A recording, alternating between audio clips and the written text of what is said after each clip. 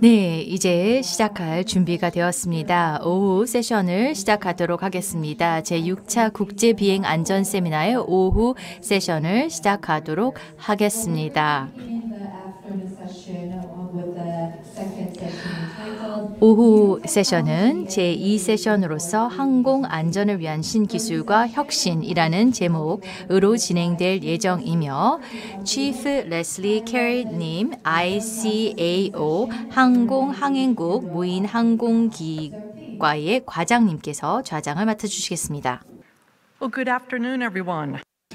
안녕하십니까. 내외 기빈 여러분. 점심 식사 맛있게 드셨기를 바랍니다. 이렇게 멋진 오찬을 준비해 주신 주최 측에게 감사드립니다. 오후에는 저희가 신기술과 혁신에 대해서 항공 안전을 위한 신기술과 혁신에 대해서 논의하도록 하겠습니다. 항공 시스템은 계속 변화하고 있습니다. 신기술은 계속 발전하고 있습니다. 그렇기 때문에 기술과 혁신을 보면은요, 전방위적으로 진행되고 있습니다. 그런데 이런 신기술과 혁신은 항공 안전에 리스크를 가져오고 있습니다. 그러나 우리가 제대로 이해를 하고 있다라면은 또 안전을 증대시킬 수 있습니다. Which is always a 네, 그래서 이런 기술로 인해서 때에 따라서는 새로우면서도 좀 위험이 가미가 될 수도 있겠습니다만 사실 이 모든 것은 안전을 더 제고하기 위해서 보통 활용이 되고 도입이 되는 경우들이 많습니다. 그래서 그 부분에 대해서 이야기를 해보도록 하겠습니다. 새로운 항공기가 새로운 방식으로 운영이 되고 있고 새로운 해법들도 기존의 요건을 충족을 하기 위해서 활용이 되고 있습니다. 그리고 전통 그리고 새로운 출처로부터 데이터를 얻게 되고 그 데이터를 교류하는 그런 방법도 새롭게 도입이 되고 있습니다. 관련돼서도 발표를 해주시는 것으로 알고 있습니다. 그래서 이런 모든 것이 민간 항공 안전에 있어서의 위험 요소가 될 수는 있겠습니다만 더불어서 개선에도 도움이 되고 있습니다. 효율성 제고, 접근성, 보안, 그리고 가장 중요하게는 특히나 더욱더 안전한 항공 시스템을 가능케 해준다라는 장점이 있습니다. 산업계 그리고 사용자 또 규제 당국 모두 다 항공산업 그리고 항공체계를 제고를 하기 위해서 노력을 하고 있는데요. 이 시스템이 또 새로운 다른 지역으로 확대되고 있고 여러 유형의 비즈니스 모델이 탄생하고 있는 이런 상황에서 사실상 이런 어떻게 보면 위험 요소도 있다고 볼 수가 있겠습니다만 기회도 제공을 하고 있습니다. 저는 UAS RPAS 관련돼서 이카오에서 16년 동안 일을 한 바 있습니다. 그래서 항공 안전을 어떤 식으로 기하는지에 대해서 직접 목도를 할 수가 있었고 더불어서 새로운 기술과 혁신이 어떤 식으로 포용이 되어야 하는지에 대해서도 몸소 살펴본 바 있습니다. 그리고 오늘 좌장으로서 모든 분들의 새로운 기술에 대한 그리고 혁신 사례가 어떤 모습인지에 대한 이해를 도모를 하고 여기에서 안전을 어떻게 보장을 할 수 있는지에 대한 그런 말씀을 드리고자 합니다. 그래서 여러분 모두 다 연사분들의 말씀 경청해 주시면 감사하겠고 말미에는 꼭 질문을 해 주시면 감사하겠습니다. 자, 그렇다면 이제 패널 분들 먼저 소개를 해드리도록 하겠습니다.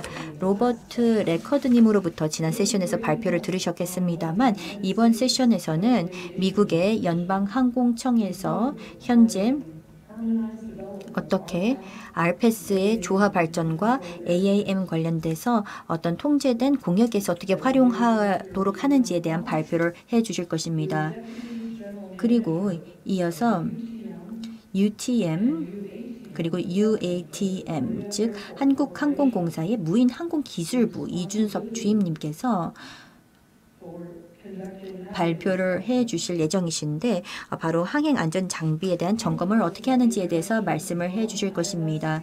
드론 ILS VOR 애널라이저에 대해서 말씀을 해 주실 텐데요. 이 항행 안전 시설 성능 점검 드론 시스템을 통해서 이 장비를 어떻게 점검을 하는지 또 데이터를 어떻게 수집을 하는지에 대해서 말씀을 해 주실 예정이십니다. 그 다음 이어서 인천공항공사의 전동민 계류장 관제팀 대리님께서 발표를 해 주실 텐데 이런 디지털 타워 기술을 ATC 안전을 위해서 어떻게 적용할 수 있는지에 대해서 말씀을 해주실 것입니다.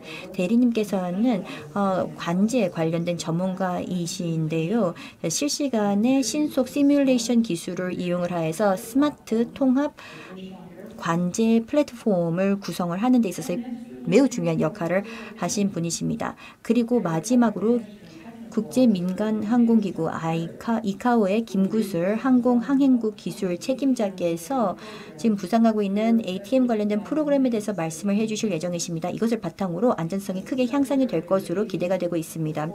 ATM 성능 요건 패널의 의장으로서 그리고 오퍼레이션 데이터 워킹 그룹을 이끌어 나가시는 분으로서 사실 해당 주제에서의 제1의 적임자라고 볼 수가 있겠습니다. 그래서 궤적 기반의 운영에 대해서도 말씀을 하시고 프리 프라이트 그리고 시스템 와이드 정보 관리 관련돼서 말씀을 해주실 예정이십니다. 자, 그럼 본격적으로 시작을 해보도록 하겠습니다. 제가 첫 번째 연사로서 우리가 이 RPAS 원격 조정 무인 항공기를 어떻게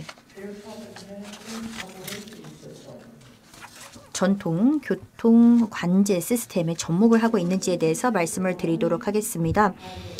우선 그 용어에 대해서 말씀을 드리고 이런 새로운 형태의 무인 항공기를 어떻게 분류를 하는지 그리고 규제의 틀에 대해서 말씀을 드리도록 하겠습니다. 트레이닝 코스와 앞으로 있을 몇 가지 행사에 대한 안내 말씀도 드리도록 하겠습니다. 그런데 가장 중요하게는 이제 무인 항공기를 살펴볼 때 기억해야 될 점은 그 어떤 항공기 중에서도 조종사 없이 운항하도록 의도된 모든 항공기는 이렇게 UA, 무인 항공기라고 정의된다라고 볼 수가 있겠습니다. 그런데 여기서는 이것은 어떤 차량이나 장치도 아니고 드론도 아니고 그 외에도 뭐 여러 가지라고 이야기를 하지만 사실 종국에는 이것은 항공기입니다. 언급은 달리할 수가 있긴 하겠습니다만 항공기라고 볼 수가 있겠죠. 여객기나 내지는 화물 수송기, 어떤 상용기, 무엇이 되었건 간에 종국에는 항공기다라는 그런 말씀을 드리고 싶고요. 그리고 이 무인 항공기는 인증된 무인 항공기 그리고 이 특수 목적형과 개방형 등으로 나눌 수가 있겠는데요. 제가 각각에 대해서 조금 더 말씀을 드리겠습니다. 하지만 저는 이 자리에서 무인 비행 열구기에 대해서는 말씀을 드리진 않겠습니다. 이카오 하에서는 물론 무인 항공기에 포함이 될 수가 있습니다. 자유형 내지는 관리형의 각종 열기구가 있죠. 구글의 룬 열기구, 그 해당 열기구가 전 세계를 비행을 했었는데 이러한 열기구는 이제 관리형의 열기구라고 볼 수가 있겠는데요. 이런 부분들까지도 여기에 아우른다라는 점은 참고로 말씀을 드립니다. 그러면 우선 이카오가 그동안 규정했던 카테고리를 말씀을 드리도록 하겠습니다. 이 해당 카테고리는 저라스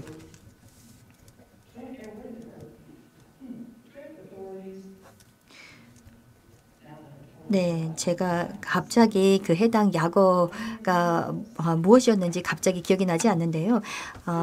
무인 시스템에 대한 이제 공동 당국이라고 보면 되겠습니다. 그런데 정말로 간단한 그런 분류를 제시하고 있는데요. 첫 번째는 레크리에이션용이라고 볼 수 있는 개방형의 무인 항공기가 있습니다. 이 해당 개방 무인 항공기는 제3자에게는 취하게 되는 리스크는 상당히 적습니다. 규제 대상이긴 한데 규제가 정말로 간단한 규제로서도 충분히 통제 가능한 그런 형태가 있습니다. 그리고 이제 특정 목적형이 있습니다.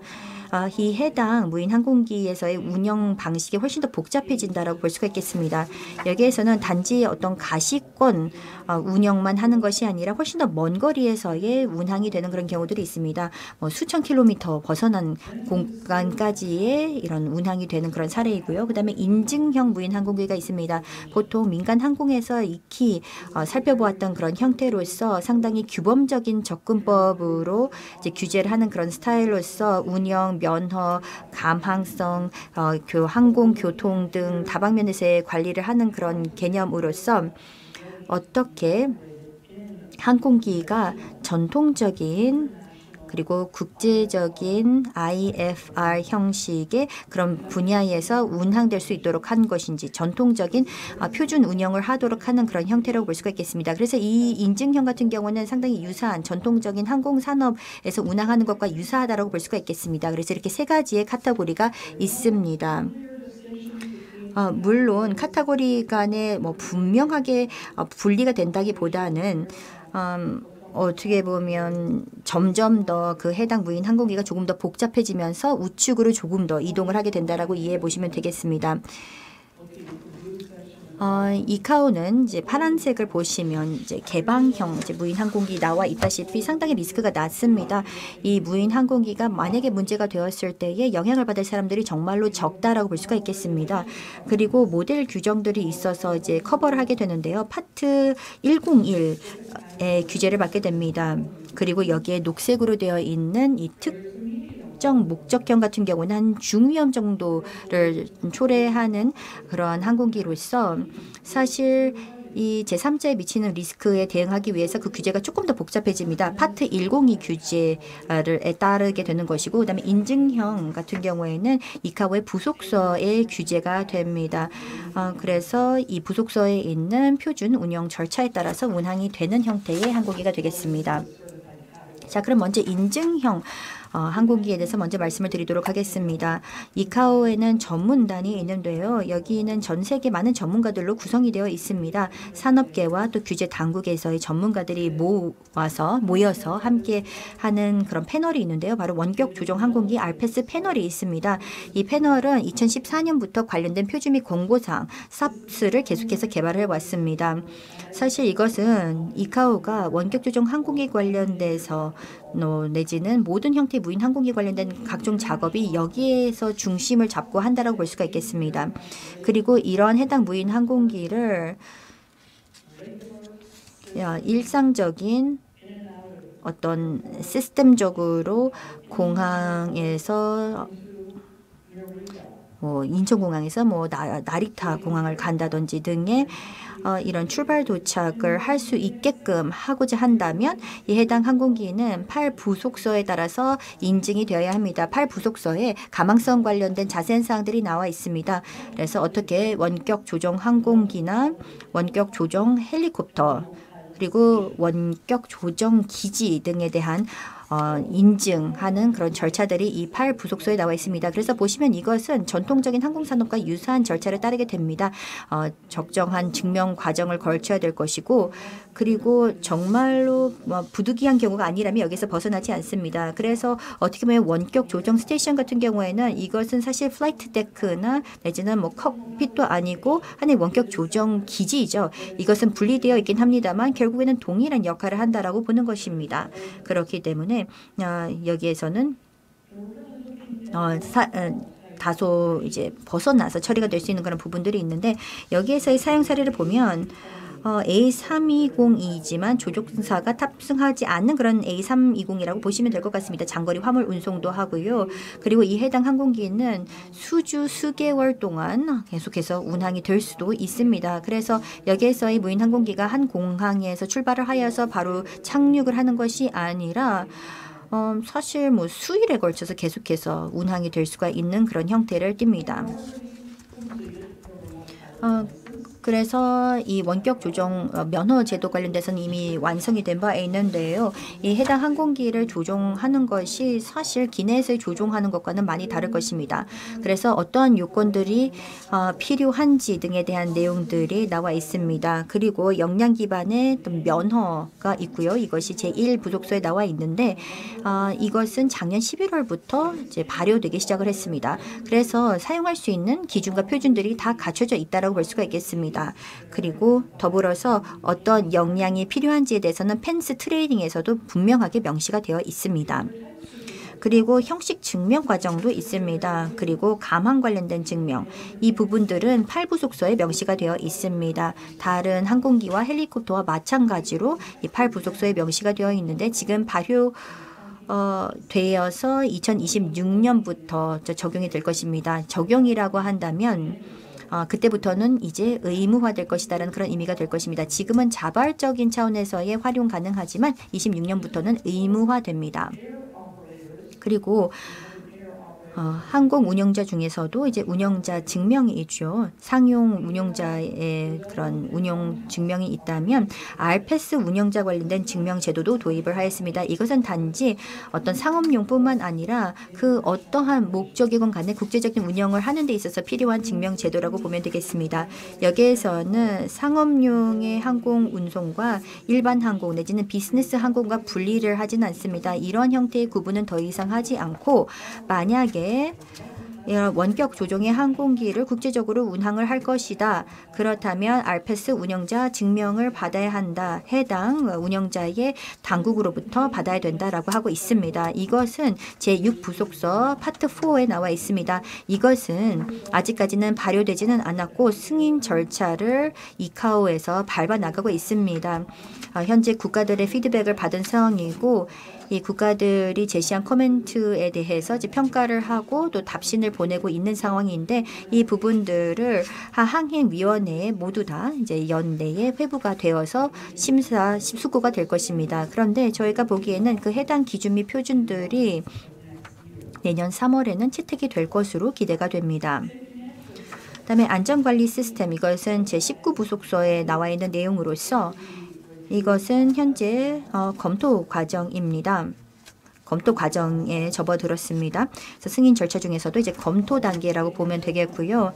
모두 다 26년 11월을 이제 의무 적용 기한으로 정하고 있고요. 그리고 ATM과 각종 비상 절차. 여기서 말하는 비상이라 한다면 이 원격 기지와 항공기를 연결하는 그런 C2 라인 같은 경우 만약에 여기에서 문제가 발생을 했을 때 그 해당 항공기가 어떤 식으로 대처를 해야 될 것이고 원격 조정은 어떻게 해야 될 것인지 그리고 이와 관련돼서 항공교통 관제에서는 무엇을 해야 되는지 그래서 모든 해당 절차들은 지금 현재 정리가 되어 있습니다. 그리고 지금 이야기하는 지금 이 순간에도 이제 승인 절차를 밟아 나가고 있습니다. 자, 그래서 제가 인증형 무인 항공기에 대해서 말씀을 드렸죠. 가장 복잡한 그런 형태의 항공기인데 하지만 사실상 대부분의 무인 항공기는 이것이 아닌 다른 두 카테고리에 속한 것들이 가장 많을 것입니다. 우선 첫 번째 개방형 원격 조종 항공기가 있죠. 이 개방형 RPAS 같은 경우에는 UAS 모델 규정이 있습니다. 이것은 민간 항공 당국이 참고할 수 있는 지침입니다. 그래서 이 해당 규정을 갖고 나름 그 해당 국가에서 필요할 경우에 맞춤 조정을 하게 됩니다. 그런데 이 해당 모델 규정을 보면 상당히 광범위하면서도 베이스라인에 해당되는 그런 규정들로 구성이 되어 있습니다. 그리고 그 해당 모델 규정을 보면 뉴질랜드에서 활용이 된 그런 규제들을 주로 이루고 있지만 다른 국가들의 인풋도 일부 포함이 되어 있습니다.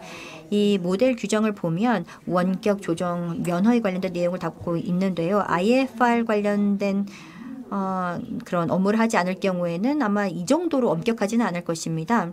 그래서 보통 이런 모델 규정에서의 이 면허 제도를 보면 조금 더 작은 국내용의 그런 운영의 경우에 해당 사항이 있다고 볼 수가 있겠습니다. 그런데 그래도 안전 관리 이런 시스템은 당연히 포함이 되어 있을 수밖에 없습니다. 거기에 수반되는 리스크와 해저드에 대해서는 꾸준하게 관리를 해야 되고 이것을 바탕으로 안전관리 시스템은 아무리 작은 개방형의 항공기일지라도 필요하다는 점은 말씀을 드리고 싶고요. 그리고 이 해당 지침은 많은 국가에서 배웠던 교훈들을 담고 있는 모범 사례도 언급을 하고 명시하고 있습니다. 그리고 이 해당 지침은 저희가 온라인으로 올려서 누구나 필요할 경우 다운로드를 할 수 있도록 하고 계속해서 업데이트를 하고 있는 살아있는 어떤 지침의 형태를 띠고 있다고 볼 수가 있겠습니다. 그리고 이런 개방형의 항공기의 그런 요건을 보면요. 일단 25kg 이하의 항공기가 대상이 됩니다. 그러니까 엄청나게 큰 무인 항공기는 아니라고 볼 수가 있겠습니다. 몇 가지 용처를 보면요. 부동산 사진 촬영이나 그리고 보통 레저용으로 사용되는 경우들이 많습니다만 그래도 많은 그런 사업체들에서 이 해당 원격 조종 항공기를 사용을 하는 사례들도 많습니다. 그리고 가시권에서 운항이 되고 있다라고 말씀을 드렸는데 그 원격 조종사가 항상 이 주변의 공역에서 그 항공기가 가시권 안에 들어있게 됩니다. 그래서 다른 항공기나 다른 해저드 요소는 없는지에 대해서 직접 눈으로 확인을 할 수 있는 그 공역에서 운항이 됩니다. 그리고 이제 특정 목적형이 있습니다. 이 특정 목적형이 어떻게 보면 아주 간단한 개방형 카테고리와 상당히 복잡한 인증형 카테고리 중간에 있는 조금 회색지대라고 볼 수가 있겠습니다. 그리고 여기에서는 어떤 인증 표준이 해당 항공기에는 아직은 제정이 되어 있지는 않습니다. 하지만 보통 이런 항공기는 어떤 국제적인 운영을 하는 데 있어서 활용이 되는 경우들이 많기 때문에 우리가 어떻게 앞으로 이 특정 목적형을 활용을 할 것인가에 대한 결정을 내리는 것이 생각보다 쉬운 결정은 아닐 것이라고 생각을 합니다. 좀 복잡한 의사결정이 수반될 것으로 생각이 됩니다. 그리고 여기에도 요건이 나와 있습니다. 파트 102에 명시가 되어 있는 사항들이 나와 있는데 일단 운영자나 그리고 원격 조종사를 대상으로 해서 여러 가지의 증명이 필요한 경우들도 있겠고요. 운영 중심의 위험 기반의 접근 방식을 취하게 됩니다. 다시 말해서 특정 항공기를 특정 위치에서의 운영자가 어떻게 하느냐에 따라서 때에 따라서 이제 이것이 물론 인허가가 나올 수가 있긴 하겠습니다만 항공기를 바꾸거나 지역을 바꾸게 될 경우는 해당 운영이 허가가 나지 않을 수도 있습니다. 그래서 여기서 의미하는 바는 지역과 또 항공기의 조합이 어떻게 되는지 그리고 그 해당 운항이 정확히 어떤 목적으로 수행이 되는지에 따라서 이것이 허가가 될지 되지 않을지에 대한 결정이 좌우가 된다고 볼 수가 있겠습니다. 그리고 제조사 입장에서도 몇 가지 요건을 충족을 해야 하는데요. 그래서 뭐 컴플라이언스 그리고 또 이제 문서화 요건, 기록화 요건 이런 부분들이 있는데요. 그런데 이것이 이제 여러 민간 항공 산업에서 사용했던 그런 사례들에서 볼 수 있는 그런 요소들이 꽤 있다고 볼 수가 있겠습니다. 그리고 여기에서는 AC라든지 이런 모델 규정이 모두 다 이카오 공공 웹사이트에 올라가 있습니다. 그리고 여기에 더불어서 우리는 위험 물품 운송 관련된 내용들도 명시를 하고 있는데요. 정말 놀랄 만한 것이 뭐 인도주의적인 목적이나 이제 코로나19 당시에 정말로 중요한 역할을 했습니다. 백신과 시린지, 이런 주사 바늘 이런 부분들이 사실상 드론에 의해서 운송이 되었던 것이 사실입니다. 그래서 이것을 제대로 하기 위해서는 지침 자료를 만들 필요가 있었고 그래서 이카오에 있는 위험 물자 패널이 함께 우리와 협업을 하여서 그 해당 지침을 최대한 최적하게 이 해당 항공기와 이런 해당 운영과 운항을 제대로 할 수 있도록 제정이 된 바 있습니다. 저희는 그 외에도 많은 트레이닝 코스도 개발을 했습니다. 현재 온라인으로 4개의 코스가 있습니다. 온라인으로 수강을 할 수 있는 코스가 4가지가 있는데요. 그중 하나가 무인 항공 관련된 기초 개요 설명을 담고 있는 과목이 있고요. 그다음에 운영 관련돼서 규제 관련돼서 그리고 안전 관리에 대한 그런 코스가 있습니다. 그래서 이 해당되는 모든 강좌의 경우에는 여러분들께서 이카오 글로벌 에비에이션 트레이닝에서 온라인으로 이제 수강 신청을 할 수가 있겠습니다. 그리고 5일짜리 대면 과정도 있습니다. 무인 항공의 101에 해당되는 어떤 대면 교육으로서 이것은 민간 항공청 당사 그 관리들 중에서 정책을 개발하거나 또 규정 등을 수립을 하고 그 민간 항공청에서의 각종 운영 관련돼서 실무 역할을 하고 있는 그 CAA의 중간 관리자들을 대상으로 하는 그런 과목이라고 보면 되겠습니다. 그래서 말씀드렸던 대로 정책 개발이나 규정, 안전 및 운영에 대한 그런 내용들도 다루고 있고 이뿐만 아니라 커뮤니케이션 패키지는 어떤 식으로 구성을 하여서 이해 당사자들이나 대중과 국민들, 운영자들에게 어떻게 소통을 할 수 있는지 그리고 전통적인 이런 항공 산업계의 이 민간 항공청에서 지금 어떤 식으로 이 규제를 펼치고자 하는지에 대한 어떤 소통을 할 수 있는 커뮤니케이션 패키지를 구성할 수 있는 방법에 대해서도 가르치고 있습니다. 그리고 이카오의 국가들을 위한 아이팩 임플리멘테이션 패키지가 있습니다. 관련돼서 저희가 상당히 좋은 피드백을 받았는데요.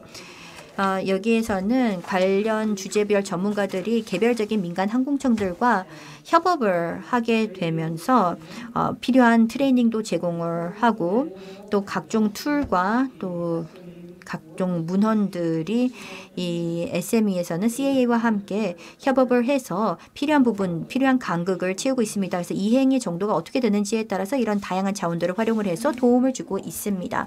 그리고 2차례의 행사가 준비되어 있는데요. 그중 하나가 드론 이네이블입니다. 아마 여러분들께서도 들어보셨을 텐데 저희가 수년에 걸쳐서 해당 행사를 개최해 왔습니다. 드론 이네이블이라는 이 행사는 직접적으로 혁신가로부터 통찰을 얻고자 하는 그런 행사라고 보시면 되겠습니다. 그래서 어떠한 솔루션 내용들을 지침서에 담아야 되는지에 대한 그런 통찰을 얻고자 하는 그런 회의라고 보면 되겠는데요. 그래서 어떻게 어떤 항공기에 대한 원격의 식별을 할 수 있을지, 그리고 항공교통 관제와 UAS 교통 관제를, 즉 ATM과 UTM을 어떤 식으로 접목할 것인지, 여기서의 경계가 무엇이며 어떤 정보를 교류를 해야 되는지, 그리고 커뮤니케이션 부분.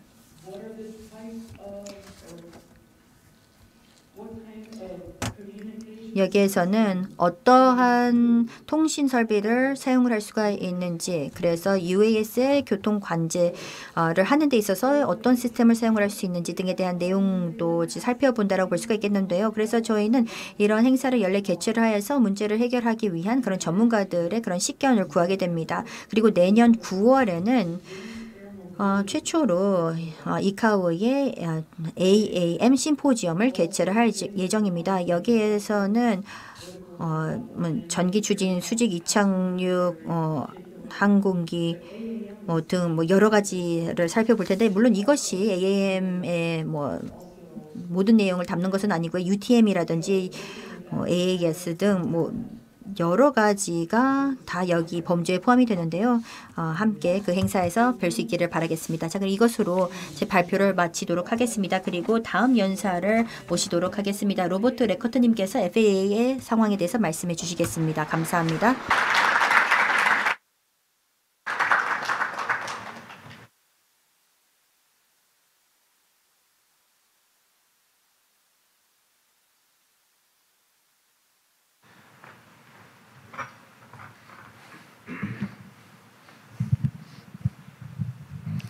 Good afternoon, everybody. Thanks again for having me. 네, 안녕하세요.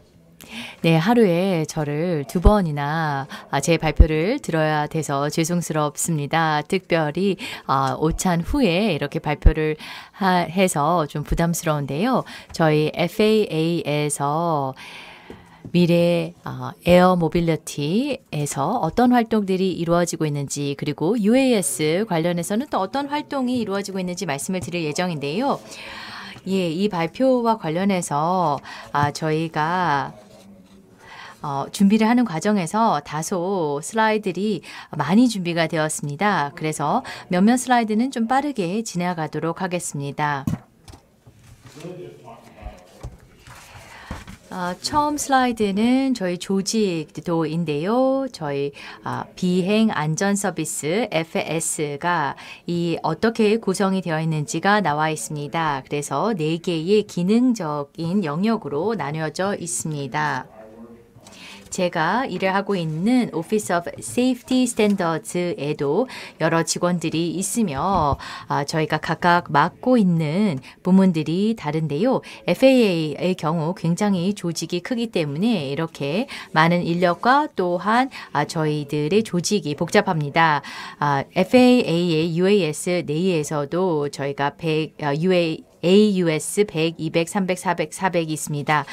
그래서 저희 기관 내에서도 이렇게 서로 다른 조직들이 있기 때문에 협업이 매우 중요한데요. 기관 그 부문별로 역할은 다르지만 같은 목표를 가지고 지금 이행하고 있습니다. 그러면은 잠시 이 슬라이드를 통해서 저는 앞선 발표와 관련된 내용으로서 저희들의 이 새로운 항공기와 관련된 통합 전략입니다. 저희가 안전과 리스크를 계속 살펴보고 있는데요. 예전에 비해서는 좀 더 리스크를 수용하고, 그다음에 리스크가 적고 복잡함이 덜할 때에는 규제를 완화하려고 하고 있습니다. 그러나 사회적인 리스크가 있다던가 아니면 리스크에 대한 사회적인 인식 그것이 클 때에는 저희가 좀 더 규정을 강화하고 있습니다. 레크리에이셔널 VLOS의 경우에는 이제 리스크가 적습니다. 이에 비해서 예를 들어서 여객기의 경우에는 훨씬 더 이제 안전상의 리스크가 크고 이로 인해서 규제도 복잡합니다. 이 슬라이드는 굉장히 빽빽해서요. 아마 잘 안 보이시리라 생각이 됩니다만 저희 드론 통합 전략을 보시면 저희는 어떠한 활동과 또 어떤 우선순위가 있고 또 통합이 되고 있는지가 나와 있습니다. 새로운 기술과 새로운 항공기를 어떻게 통합하고 있는지를 보고 있는데요. 예전에 FAA에서 노멀라이제이션, 정상화 이러한 표현들이 사용이 되었습니다. 이것이 바로 새로운 기술을 시스템 내에 통합하는 것을 의미하는 것입니다. 라이센스, 그 다음에 증명, 인증, 그리고 운영 등등의 내용이 포함이 되어 있는데요. 전략적으로 보면은 저희는 같은 처력을 활용하고자 합니다. 즉 점진적으로 진행을 한다는 것인데요. 업계와 이해 당사자들과 협업하고 할 때에도 점진적으로 어떤 그 전략이 이루어지려고 합니다. 그래서 저희 전략을 구축할 때에도 이 모든 시스템의 이해 당사자들, 즉 그 승무원들, 그 다음에 지상 인프라, 항공기, 그리고 모든 지원 시스템이 통합적으로 다 이 전략 안에 들어갈 수 있게 되기를 바랍니다. 이 슬라이드를 보시면은요, 아마 이제 좀 놀라실 만한 숫자들이 있을 텐데요. 나중에 이 슬라이드에 대해서 나중에 다른 분들과도 이야기를 나누면 좋을 것 같습니다만 미국 내에서만 87만 8천 개의 등록되어 있는 드론이 있습니다. 그리고 32만 개의 원격 조종이 있습니다. 그러나 이러한 내용에 대해서 긍정적인 면을 보면은요, 이와 같은 미래의 항공 모빌리티 측면에서 새로운 기술들이 빠르게 도입이 되고 사회에서 수용되고 있다. 그리고 진전하고 있다라는 생각이 듭니다. 업계의 트렌드 동향인데요. 저희가 이 공역에 대해서 승인이 굉장히 많이 이루어지고 있다는 것입니다. 그래서 150만 개의 authorization이 이루어지고 있고요. 오른쪽을 보시면은 배달 비행인데요. 이와 관련해서 미국 내에서 이미 증명을 받은 수송기들이 있습니다. 저희 파일럿 프로그램에는 6개의 이 수송기들과 파일럿 프로젝트를 진행하고 있는데요. 이 딜리버리 파일럿 프로젝트를 보시면은요, 의료 시료들을 이동시킨다던가 아니면은 배달용 항공기라든가 아니면은 지상에 있는 예를 들어서 장애물을 확인하고 하는 것에도 사용이 되고 있는데요. 그래서 다양한 새로운 이 오퍼레이션, 운영을 보고 있습니다. 자, 그러면은요. 저희 시스템이 어떻게 미국에서 작동되고 있는지를 보도록 하겠습니다.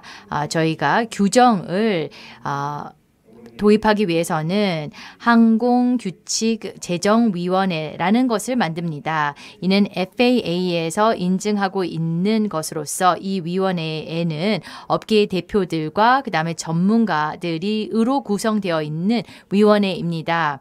그래서 최근에 완료된 것이 BVLOS, BVLOS에 대한 룰메이킹 위원회가 5개의 룰에 대해서 제안을 하였고요. 그래서 이 권고를 5가지 영역으로 나누어서 제시하였습니다. 리스크 운영, 운영자, 항공기, 그리고 제3자 이런 식으로 이 아크가 5개의 권고를 제안해 주었고요. 그다음에 이러한 권고들을 함께 이제 작업을 하고 있는 중입니다. 다음 슬라이드는 일정에 대한 내용으로서 이런 내용들이 PDF 또는 전자로 저희 발표 자료가 제공이 되기 때문에 제가 일정에 대해서는 상세히 설명을 드리진 않겠습니다만 저희 원격 RID 이행에 대한 일정이 업데이트 되어 있습니다. 2022년 10월에 저희는 CBO, 즉 Community Based Organization으로서 신청서를 받았습니다. 그래서 해당 항공기가 운영될 수 있는 그 지역에 대해서 신청을 받았는데요. 아직까지 이 CBO에 대한 신청을 제출한 경우는 없었습니다만 이 프로세스에 대한 링크가 나와 있으니까요. 이 CBO와 관련된 내용이 어떤 것이 있는지 링크를 통해서 찾아보시면 되겠습니다. 안전 리스크 관리입니다. 항공 분야이기 때문에 우리는 계속 배워야 하고 적극성을 띄어야 합니다. 안전관리 시스템에 대한 즉 SRM에 대한 축들을 모두 다 따라야 합니다. FAA에서도 SRM을 중요하게 생각하고 있습니다. 다른 항공청들은 어떤지 모르겠습니다만 저희 조직 내에 SRM을 갖추고 있고요. 그 다음에 SRM 조직에 대한 우선순위가 있습니다.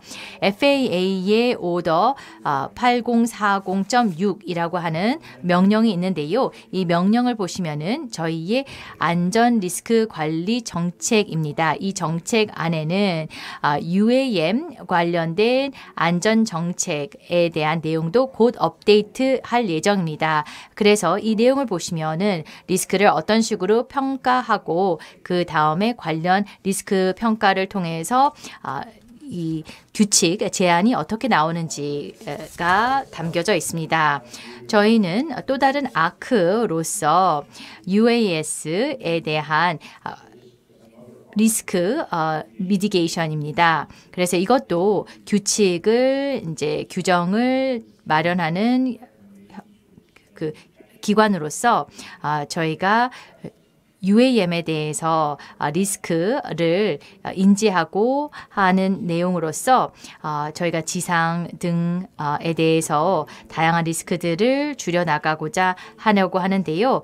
그래서 2024년이 되면은 최종 보고서가 나오게 될 것입니다.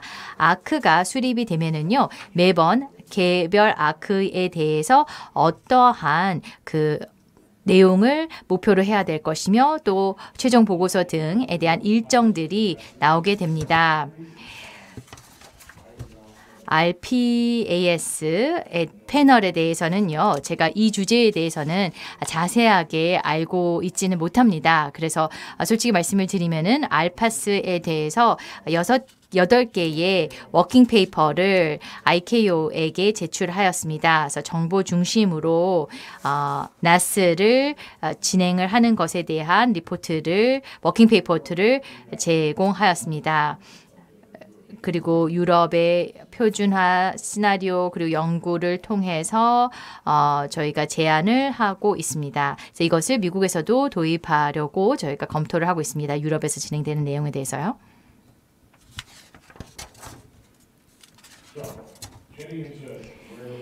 자, 그러면은 지금까지는 배경에 대해서 말씀을 드렸고요. 앞으로 UAS, AAM 통합을 위해서 우리가 앞으로 어떻게 해야 될 것인가 라는 내용을 설명을 드리면요. 각국마다 다른 상황입니다. 미국의 경우에는 연방 규정이 있고 주 규정, 지역 규정 그리고 심지어 어떤 곳에는 이 전통 인디언들의 트라이브 규정도 있습니다. 그래서 이런 주와 지역들 정부가 협력하는 것이 매우 중요합니다. UAS, AAM 운영에 대해서 도시들이 이 기술을 도입을 많이 하려고 하고 있는데요. 예를 들어서 인프라에 대한 점검 그리고 경찰에서도 사용을 하려고 하는데 문제는 이럴 때에 주정부, 지방정부 그리고 도시정부 등이 서로 협력을 긴밀하게 해야 된다는 것입니다. 저희는 8차 FAA 드론 심포지엄을 진행을 할 예정입니다. 올 여름에 이제 드론 심포지엄이 진행이 될 것이고요. 그 다음에 최초로 AAM 서밋이 진행이 될 것입니다. 메릴랜드 볼티모어에서 진행이 될 것이고요. 해당 심포지엄에서는 정부 기관들, 국제, 항공 전문가 그리고 산업 리더 학계가 참여할 예정입니다. 혹시 저희 FAA에서 진행하는 2개의 심포지엄에 대해서 관심이 있으시면 링크를 통해서 확인하시면 되겠습니다.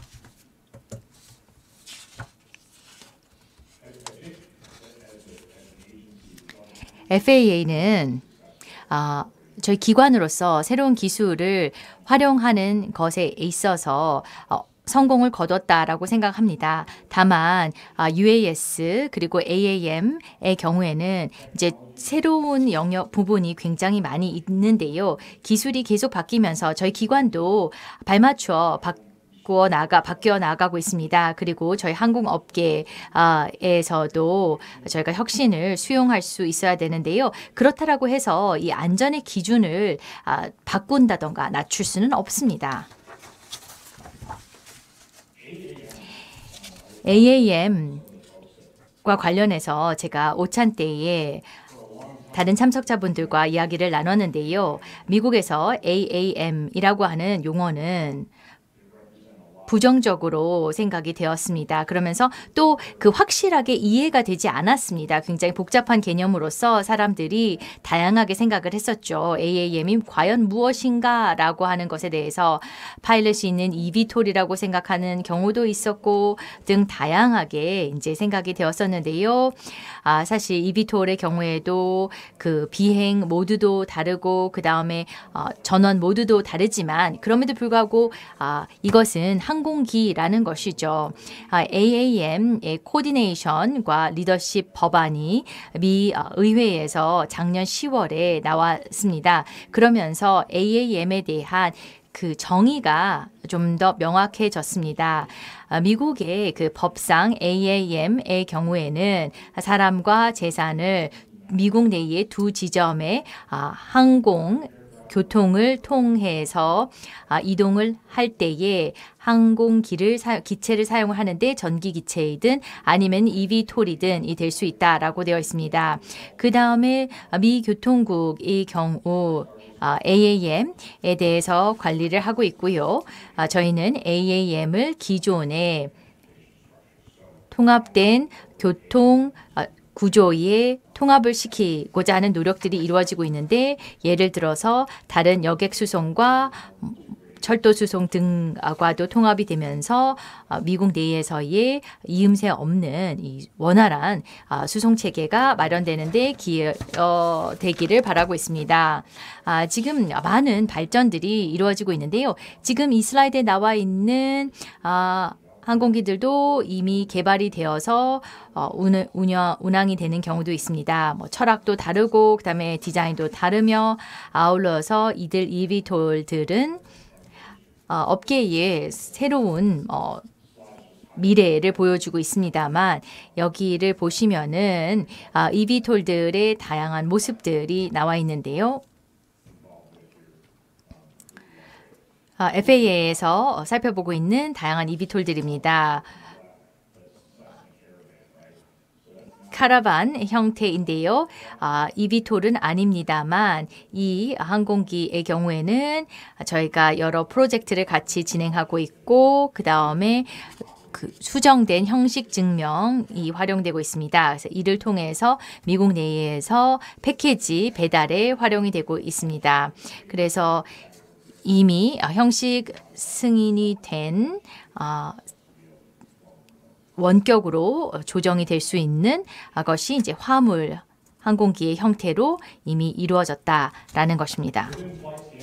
그 다음에 비행 표준 기준 측면에서 보면은요, 저희 기능적인 측면에서 보면은 저희 책임은요, 꽤 광범위하다라고 할 수 있습니다. 비행 안전에서 굉장히 광범위한 역할을 가지고 있는데요. 저희의 안전보장기관으로서 AAM 모델과 어떻게 연결이 되어 있는지를 보시면은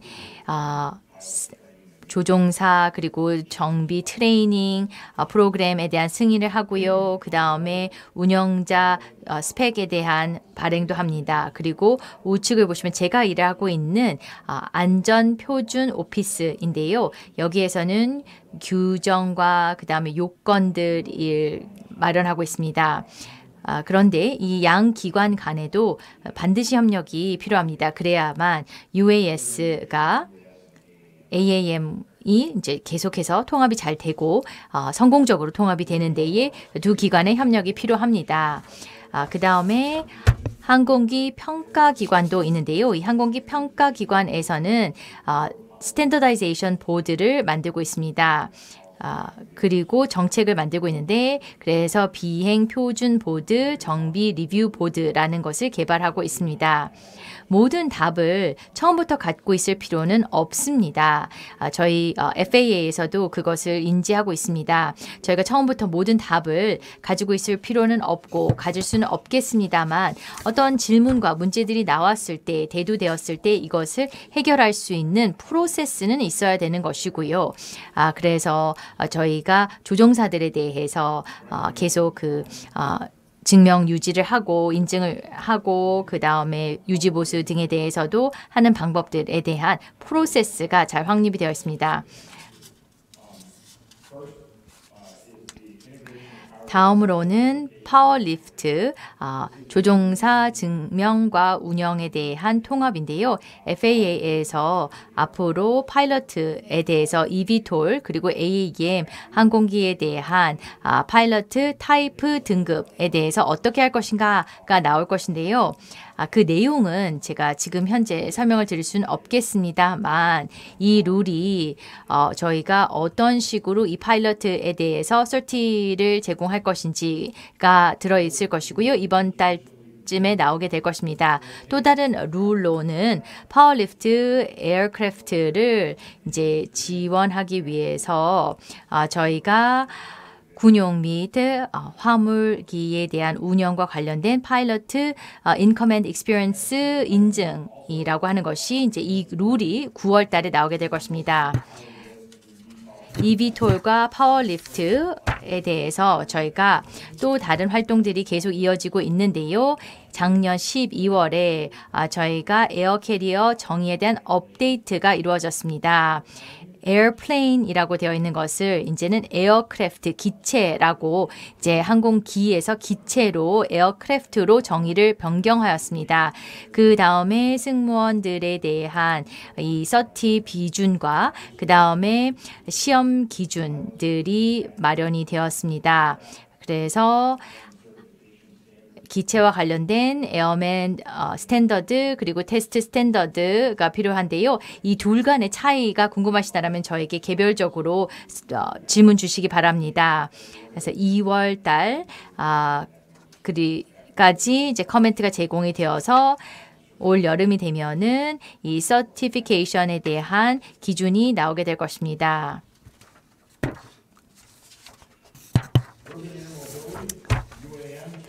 UAM에 대한 내용인데요. UTM, UAM, AAM 이런 약어들이 많이 사용이 되고 있습니다만 저희는 이 도심에서 사용되는 항공 모빌리티에 대해서 UAM이라는 용어를 사용하고 있습니다. 지금 이 아래 나와 있는 링크를 보시면은 저희들의 UAM에 대한 운영 개념이 나와 있습니다. 우측 아래를 보시면은요. 관제되지 않은 공역과 그 다음에 관제되는 영역 등으로 나뉘어져 있습니다. 그리고 그 운영에 대해서 좀 더 상세하게 분리가 되어 있습니다. 그래서 UAM의 코리도를 어떻게 진입하고 나오는지에 대한 오퍼레이션 상의 내용들이 이 링크에 나와 있을 것입니다.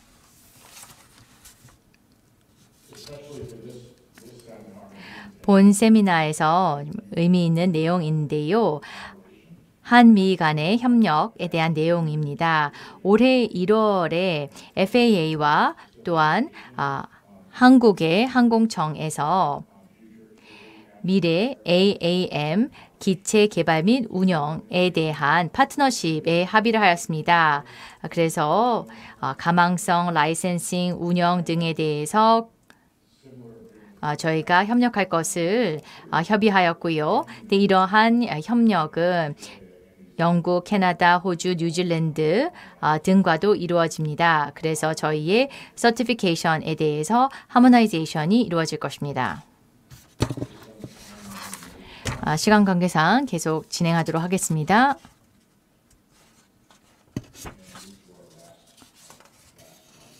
마지막 슬라이드로 넘어가겠습니다. 제가 마지막으로 강조해드리고 싶은 것은 Innovate 28인데요. 이것은 AAM을 낫스에다가 통합하고자 하는 노력인데요. Innovate 28 계획을 최종화하고 있습니다. FAA 내에서 Innovate 28이 이번 달이면 최종적으로 확정이 될 것입니다. National Airspace로 AAM을 통합하려고 하는데요. 빠르게 바뀌는 환경에 적절히 대응하고자 합니다.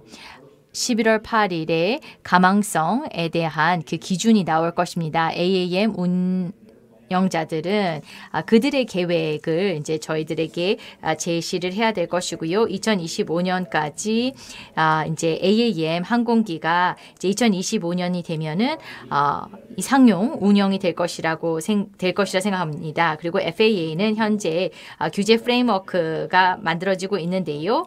이렇게 되면서 새로운 규칙과 또 새로운 그 업데이트를 통해서 업계의 AAM 운영과 관련된 노력에 달성을 할 수 있도록 지원할 것입니다. 저희는 타입 서티피케트를 받은 그 형식 승인을 받은 eVTOL에 대해서 운영이 될 수 있게 되기를 바랍니다. 그러면서 FAA는 특별한 항공 규정이 만들어질 것이고요. 그래서 Special Federal Aviation Regulation Notice라고 하는 것이 나오게 될 것입니다. 그래서 제가 앞서서 이번 달에 나오게 될 룰을 이 바로 SFAR이고요. SFAR, NPRM을 통해서 파워리프트 파일럿 그룹을 인증할 수 있게 될 것입니다. 그러면서 파워리프트는 형식 승인이 될 것이고요. 저희의 기존의 규정에서 특별 클래스의 그 기체로서 형식 승인이 될 것입니다. 예, 제가 시간을 좀 많이 썼습니다만 양해 부탁드립니다. 감사합니다.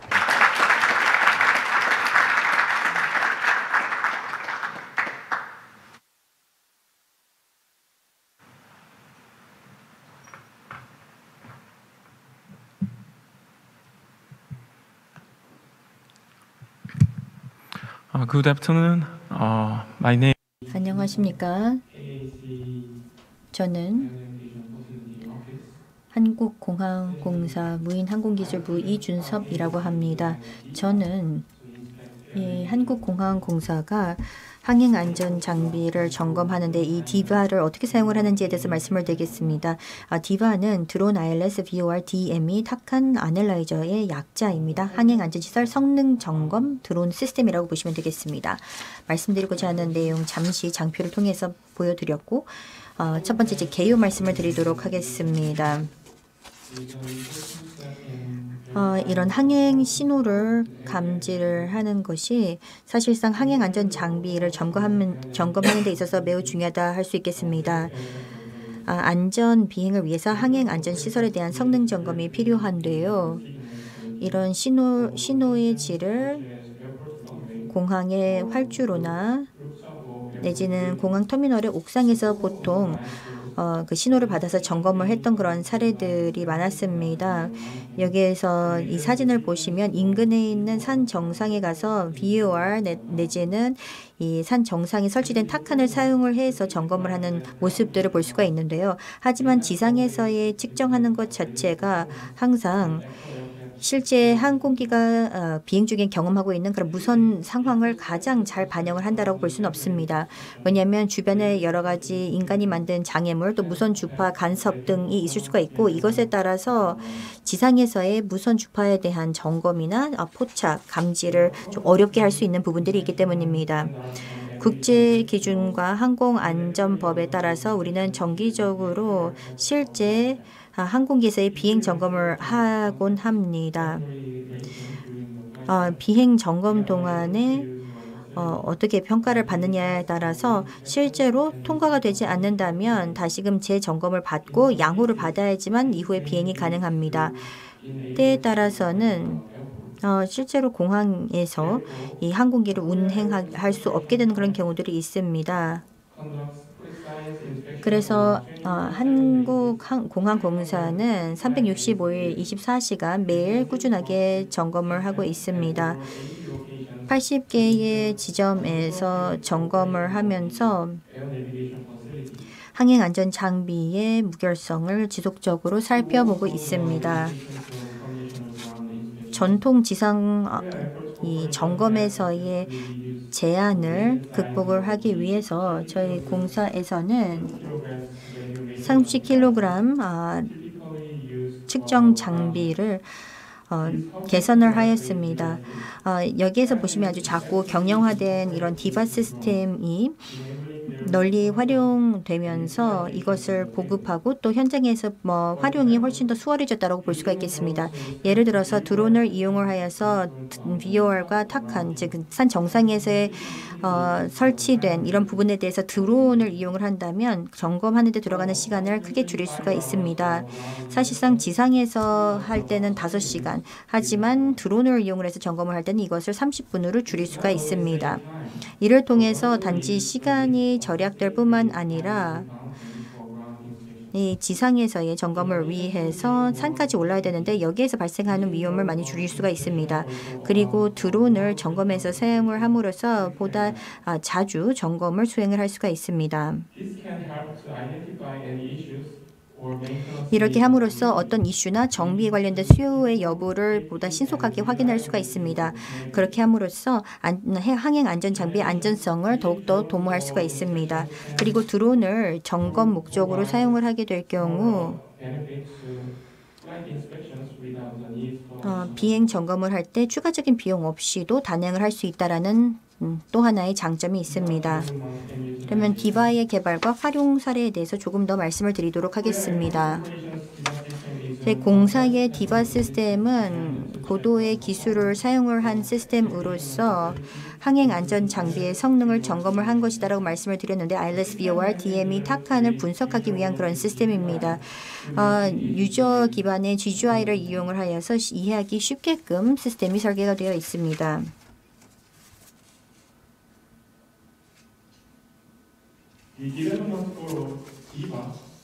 디바의 개발 목표에 대해서 말씀을 드리자면 초소형의 경량화된 어떤 장비를 마련을 하여서 유저 친화적인 그러한 기기를 만드는 것입니다. 그리고 드론 조종사의 그런 부담을 줄이고자 하는 그런 목적이라고 볼 수가 있겠고요.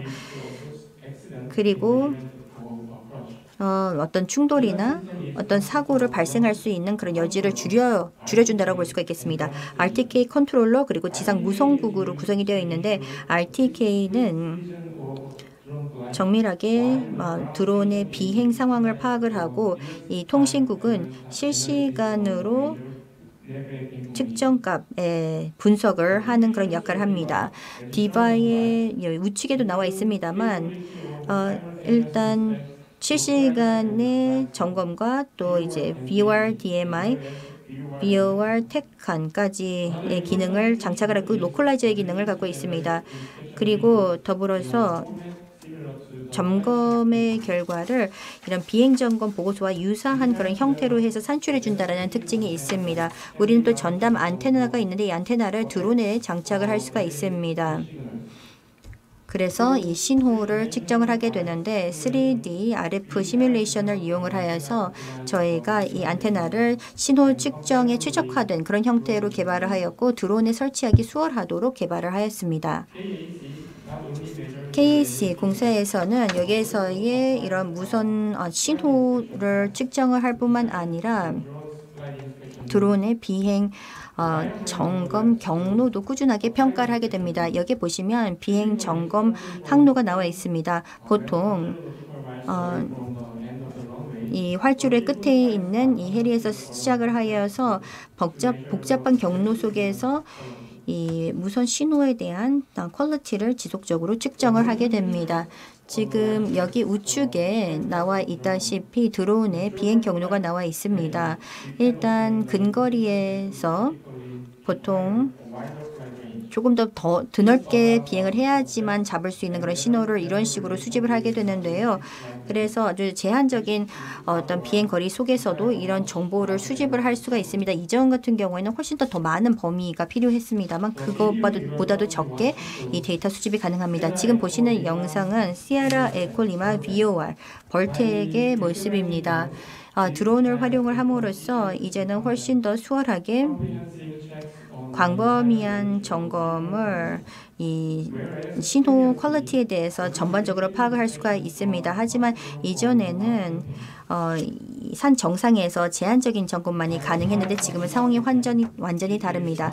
디바 시스템을 이용을 하여서 인간이 구축한 장애물 그리고 특히나 어떤 간섭을 발생시키는 그런 장애물을 넘어서서 이런 신호를 측정을 할 수가 있습니다. 여기에 나와 있다시피 글라이드 슬롭의 시그널 임팩트 즉 활주로 있는 끝단에 있는 그런 장애물로 인하여서 간섭이 발생할 수가 있는데 여기에서는 장애물의 위치와 그리고 여기에서의 신호 간섭에서의 임팩트 등을 다 계산을 하여서 이제 비행을 하여서 이 부분에 대한 파악이 가능합니다.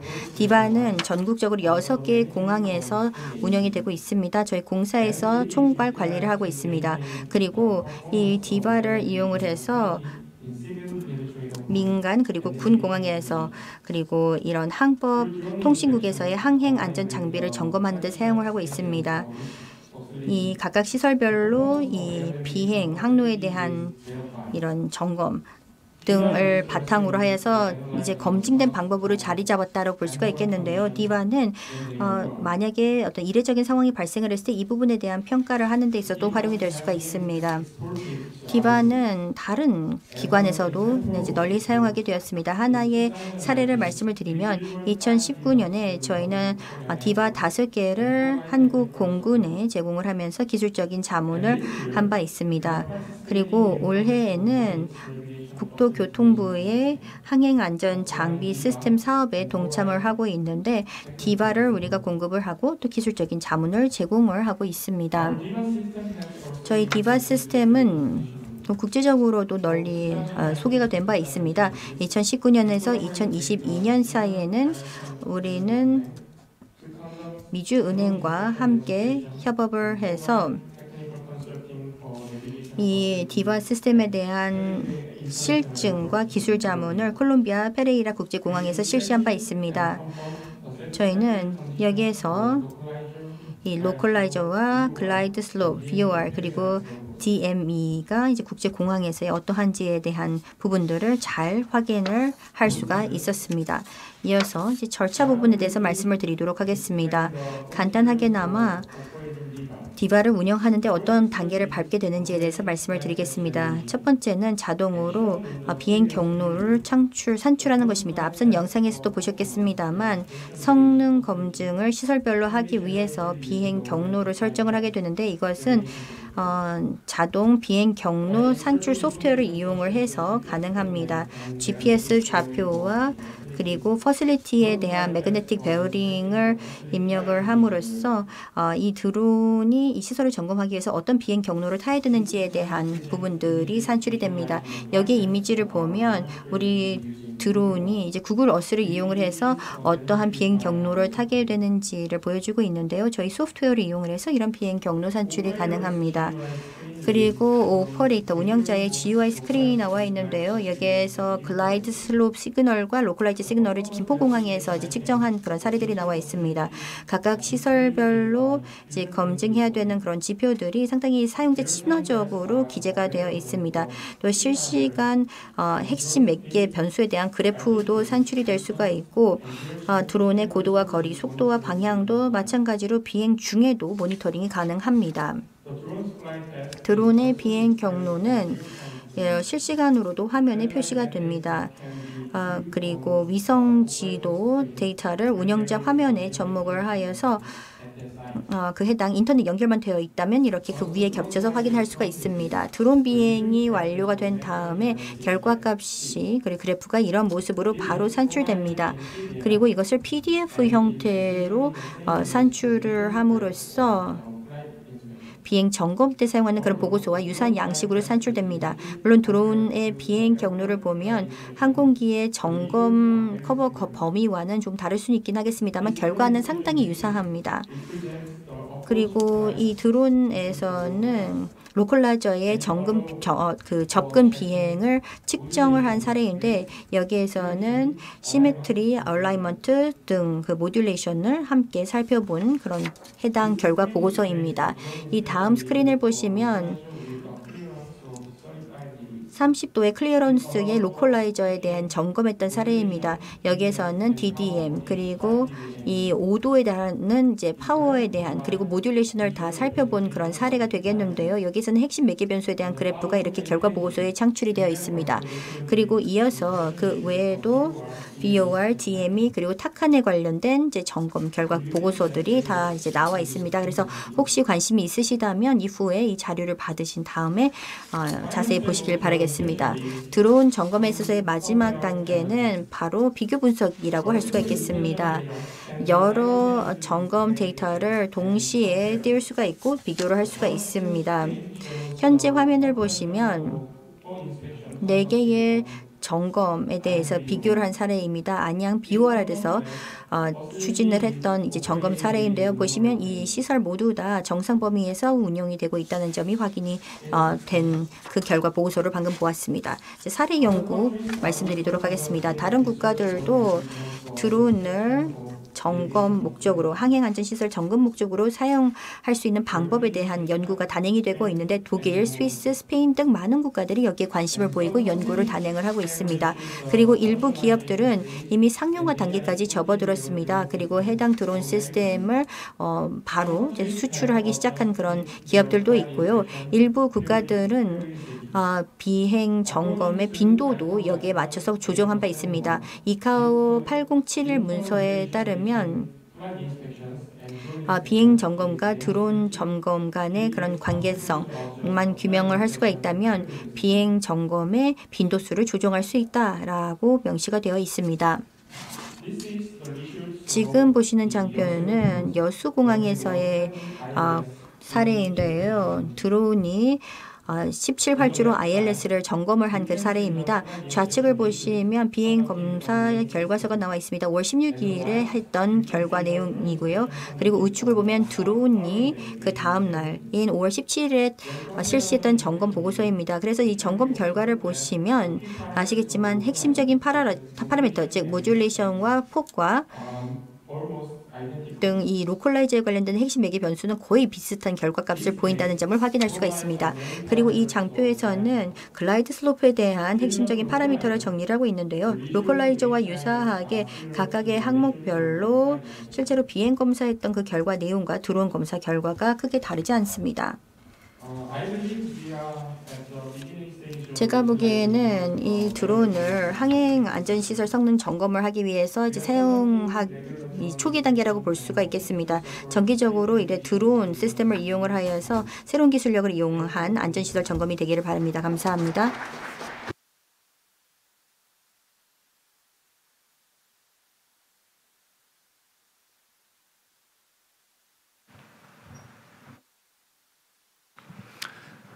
Good afternoon.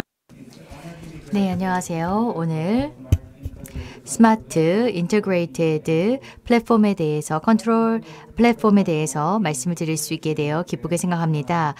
이는 디지털 관제탑 기술을 인천 공항의 ATC에 적용하는 프로그램입니다. 디지털 트라워는 ATC 시스템이긴 합니다. 그러나 ATC는 비행 안전과 깊이 관련이 있습니다. 그래서 저는 이 주제를 제 발표의 주제로 정했습니다. 저는 오늘 스마트 통합된 관제 플랫폼의 기능에 대해서 설명을 드리고 디지털 관제탑이 인천공항에 어떻게 적용되고 있으며 항공 안전에 기여하고 있는 바를 설명하겠습니다. 이미 디지털 타워의 개념이 친숙하신 분도 계실 것이고요. 처음으로 들어보시는 분도 계시리라 생각이 됩니다. 디지털 탑이라고 하는 것은 관제사들에게 이 비행장에 대한 정보를 제공하는 것인데요. 관제 타워 또는 다른 높은 고도에 있는 구조물에 카메라가 설치되어 있습니다. 물리적인 타워에서 보는 것이 아니라 이 비디오를 디지털 타워 디스플레이를 통해서 볼 수가 있습니다. 이렇게 되면서 디지털 타워는 물리적인 이 관제탑을 대체할 수 있게 될 것입니다. 그리고 이렇게 될 경우에는 아주 높은 이 관제탑을 물리적으로 지을 필요가 없고요. 그렇게 될 경우 관제탑에 대한 비용을 줄일 수 있습니다. 또한 디지털 타워는 어떤 곳이든 설치 가능합니다. 항공 관제가 1층 또는 2층에서도 이루어질 수가 있습니다. 지금 현재의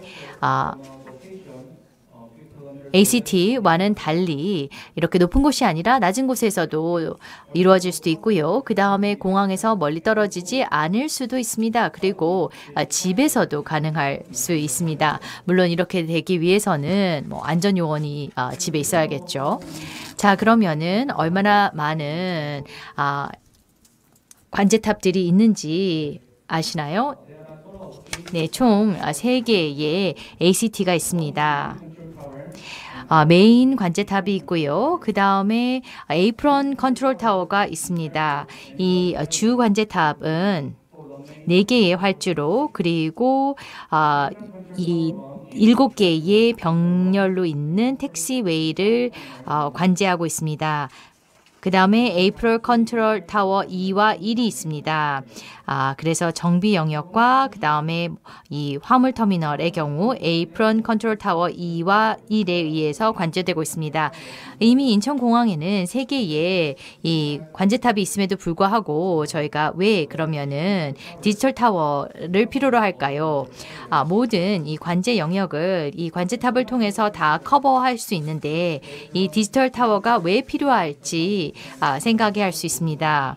인천공항과 같은 큰 곳에서는요, 오히려 이제 혼란을 야기하는 것이 아닐까라고 생각할 수 있습니다. 물론 그럴 수 있죠. 한국에서는 아직 디지털 관제탑을 갖춘 공항은 없기 때문에 이 디지털 관제탑 운영에 대해서 경험이 아직은 없습니다. 특히나 인천공항과 같이 이렇게 큰 곳에서는 철저한 검증이 필요합니다.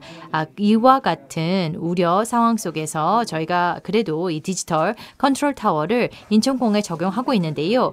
그 요인 이유가 나와 있습니다.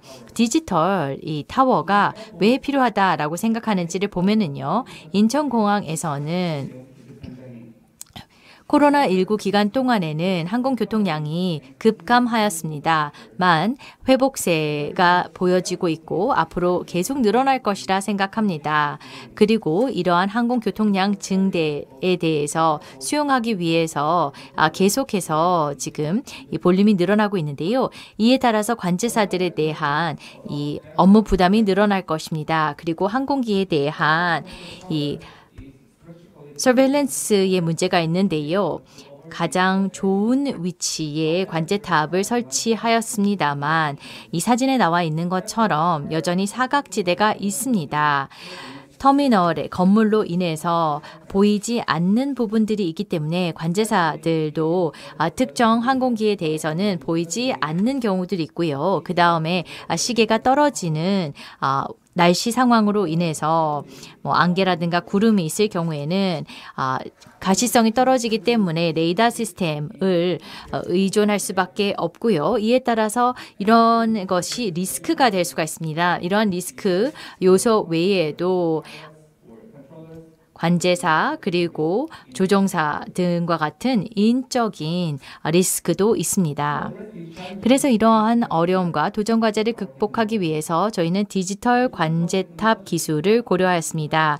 디지털 타워는 전통적인 물리적인 관제탑을 대체한다기보다는 이러한 실제 관제탑에 없는 영역까지도 제공할 수가 있습니다. 그러나 아직까지는 디지털 타워 운영의 경험은 없습니다. 그렇기 때문에 완전히 디지털 타워로 전환을 한다는 것은 대형 공항에서는 리스크가 있습니다. 그렇기 때문에 저희는 디지털 타워 기술을 인천공항에서 현재 있는 관제탑과 더불어서 적용하는 것입니다.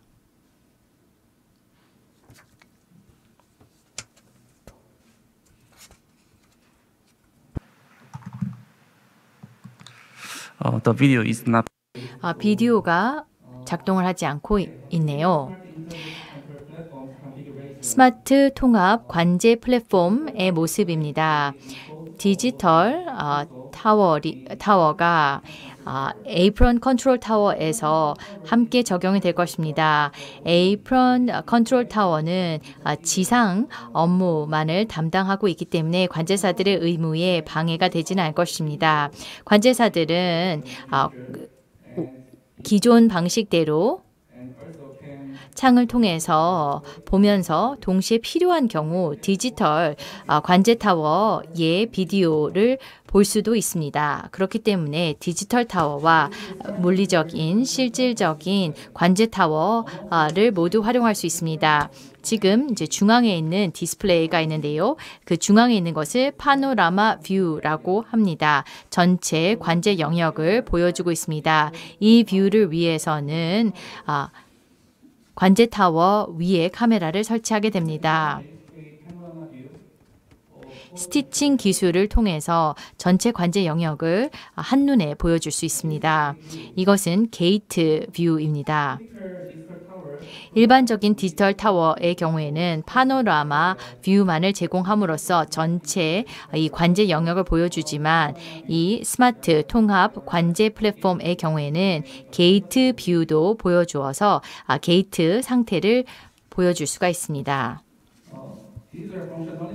이는 스마트 통합 관제 플랫폼의 기능입니다.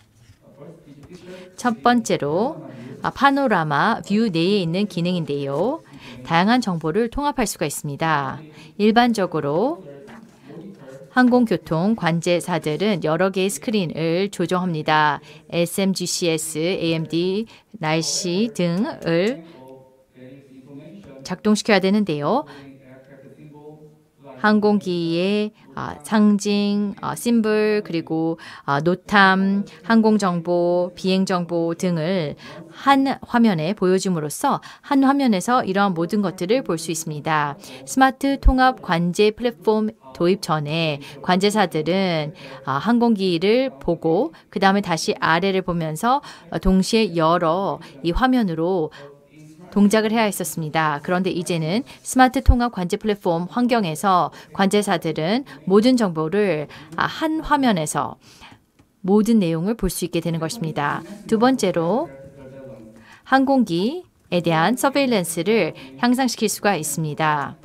이 시스템을 통해서 항공기의 가상 아웃라인, 그리고 터미널, 그리고 유도로에 대해서 AR 기술이 적용이 되었습니다. 이를 통해 관제사들은 항공기의 위치를 가시성이 떨어지는 환경 속에서도 확인할 수가 있습니다. 그리고 세 번째로는 관제사들의 인터페이스 개선입니다. 예를 들어서 카메라의 설치를 통해서 자동으로 항공기 트래킹이 가능합니다.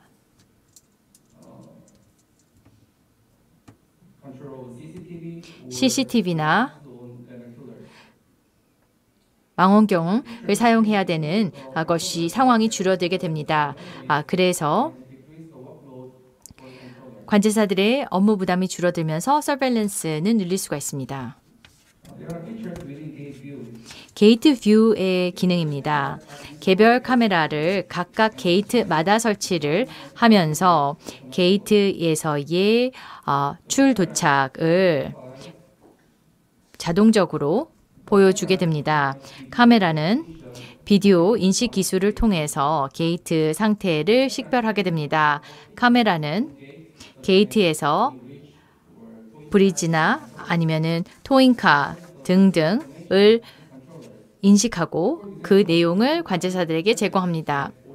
예를 들어서 브리지가 연결이 되지 못했다 또는 브리지가 연결이 되었다 등과 같은 정보를 메시지를 통해서 관제사들에게 그 게이트 상황을 알려주게 되기 때문에 관제사들은 게이트에 대한 상황을 직접적으로 알 수 있게 됩니다. 그리고 카메라에서는 지상 핸들링 장비에 대해서도 식별을 합니다. 이를 통해서 지상 핸들링 운영에 대한 상태를 제공할 수 있는데요. 이를 통해서 항공기 출발 시간 그리고 ACDM 또는 전체적인 공항 관리에 이 정보가 활용될 수 있습니다. ATC 지원 도구입니다. 시스템에서는 전체 관제 영역에 대해서 24시간 동안 촬영을 하고 있기 때문에 항공기와 또는 충동 상황 또는 FOD 또는 화재 또는 연기에 대해서 감지가 됐을 경우에는 즉각적으로 공지를 하게 됩니다. 그리고 시스템에서는 항공기의 움직임도 모니터링을 하는데요. 만약에 항공기가 잘못된 활주로에 진입할 것 같으면 이에 대해서 관제사들에게 정보를 제공을 하고요. 그러면은 파일럿에게 그 정보를 관제실에서 제공함으로써 그런 잘못된 상황을 시정할 수가 있습니다. 그 다음에 음성 인식입니다. 파일럿 그리고 컨트롤러들 간에 워닝을 제공을 하고 미스커뮤니케이션에 대해서 방지하도록 하고 있습니다. 이러한 기능들을 활용하게 될 경우 에어사이드의 이상 상황을 극복하면서 이를 통해 좀 더 안전하고 효율적인 항공기 운영이 가능합니다. 지금까지 저는 스마트 통합 관제 플랫폼의 개념과 기능에 대한 설명을 드렸습니다. 스마트 통합 관제 플랫폼에는 이 프로젝트는 두 단계로 진행이 될 예정인데요. 먼저 제2터미널에 내년까지 도입을 하게 될 것입니다. 그리고 2단계가 되면은 저희가 전체 에어사이드로 확대를 할 것입니다. 이 시스템을 통해 저희는 운영에서의 효율성과 또한 안전을 개선할 수 있을 것이라 기대하고 있습니다. 이 경험을 바탕으로 디지털 관제탑 시행을 통해서 원격 컨트롤 타워를 구축하려고 합니다. 저희 5차 활주로 제3터미널에 대한 계획이 있는데요. 이 터미널의 경우에는 새로운 원격 컨트롤 타워를 구축하는 것에 대해서 고려하고 있습니다. 물리적인 에이프런 컨트롤 타워 대신에 새로운 원격 타워를 구축하는 것을 고려하고 있습니다. 경청해 주셔서 감사합니다. 여러분에게 본 내용이 유익한 정보를 제공하였기를 바랍니다. 감사합니다.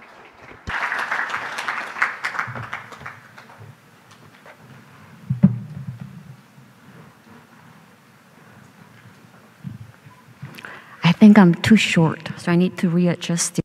네, 제가 키가 작아서 마이크를 조금 조정을 하고 시작을 하겠습니다. 네, 안녕하십니까, 여러분. 저는 김구슬이라고 합니다. 국제민간항공기구 이카오의 항행국에서 기술 책임자로 있습니다. 오늘 이렇게 함께하게 되어서 매우 기쁘게 생각합니다. 항공대의 오래된 동료들 그리고 교통부의 많은 또 지인 여러분들을 뵐 수 있게 되었는데요. 정말로 특별한 경험이고 정말 감사하다는 말씀을 드리고 싶습니다. 따라서 국토교통부 측에게 이 행사에서 발표를 할 수 있는 기회를 주셔서 대단히 감사합니다. 사실 제가 부처에서 소속했을 때 이 해당 세미나를 주최하는데 실무자로서 참여를 했었는데요. 이렇게 연사로 나설 수 있게 되어서 정말로 기쁘게 생각을 합니다. 저는 오늘 발표에서 글로벌 항공교통 관리 컨셉 여러 가지 그런 개념에 대해서 말씀을 드릴 예정인데 오늘날 많은 기술력 그리고 기술의 진보가 어떻게 또 영향을 미쳤는지에 대해서도 확인을 하실 수가 있을 것입니다. 이 관련돼서는 GISS 2023에서도 널리 또 다루었던 주제라고도 볼 수가 있겠습니다. ATM 항공교통 관리를 생각을 했을 때 아마 많은 개념들이 떠오르실 것입니다. 일각에서는 TBO 궤적 기반 운영을 생각할 수도 있겠고 AAM이나 SWAM, FFICE, STM 그리고 UTM 등 아마 여러 가지의 약어나 개념들이 떠오르실 것입니다. 그런데 저는 그 중에서 몇 가지 개념에 대해서 물론 말씀을 드리겠지만 이와 더불어서 이카오가 주최를 하는 또 행사들에 대해서도 말씀을 드릴 예정인데 그 행사에서는 이 개념에 대해서 그리고 이 개념을 실제로 적용을 했을 때 어떤 모습을 띠게 될지에 대한 그런 내용을 다룰 행사에 대한 간단한 소개 말씀도 드리도록 하겠습니다. 이 문서, 이 보고서 보신 분 계십니까? 들어보신 분들 계실까요? 네, 계신다니 정말로 다행입니다. 네, 이카오 여러분 대단히 감사합니다. 자, 그러면 정말로 중요한 이 해당 문건에 대해서 말씀을 드리도록 하겠습니다. 흔히 게트모크라고 부르는 세계적인 ATM 운용 컨셉 보고서라고 볼 수가 있겠는데요. 이 지침서는 CNS ATM 기법들을 도입을 하기 위해서 처음 탄생했다라고 볼 수가 있겠는데 이제는 그런 개념은 뭐 혁신적이다라고 볼 수는 없죠. 이제는 사실 일반적인 그런 개념인데요. 과거에 제가 대학 다녔을 그 시절만 해도 이것은 정말로 멋진 하나의 방법이다라고 칭송을 받은 바 있었습니다. 그래서 그 당시에는 어떤 글로벌 ATM 운영 개념을 정리를 하여서 앞으로 ATM 시스템의 미래에 어떤 부분들을 담게 될지에 대한 그런 내용을 정의하기로 했습니다. 그래서 비전 그리고 ATM 시스템을 탈바꿈하기 위한 이런 각종 가치들 그리고 7가지의 컨셉 항목들을 정리를 하였습니다. 그래서 공역에서의 운영, 또 이런 충돌 관리, 수급, 뭐 밸런싱 여러분들께서도 많이 사용을 하신 그런 개념들인데 사실 결국에는 이 문서에서 모두 다 출발을 했다라고 볼 수가 있겠습니다. 그리고 ATM 요건과 성능 관련된 내용들도 명시를 하고 있습니다.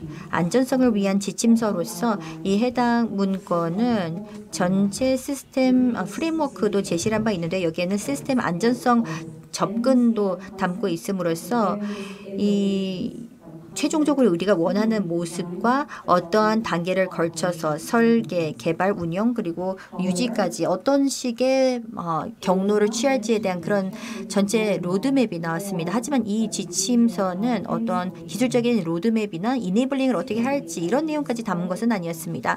그렇기 때문에 이카오에서는 조금 더 구체적인 세부적인 그런 운영 지침이 필요하지 않을까라고 생각을 하게 되었고요.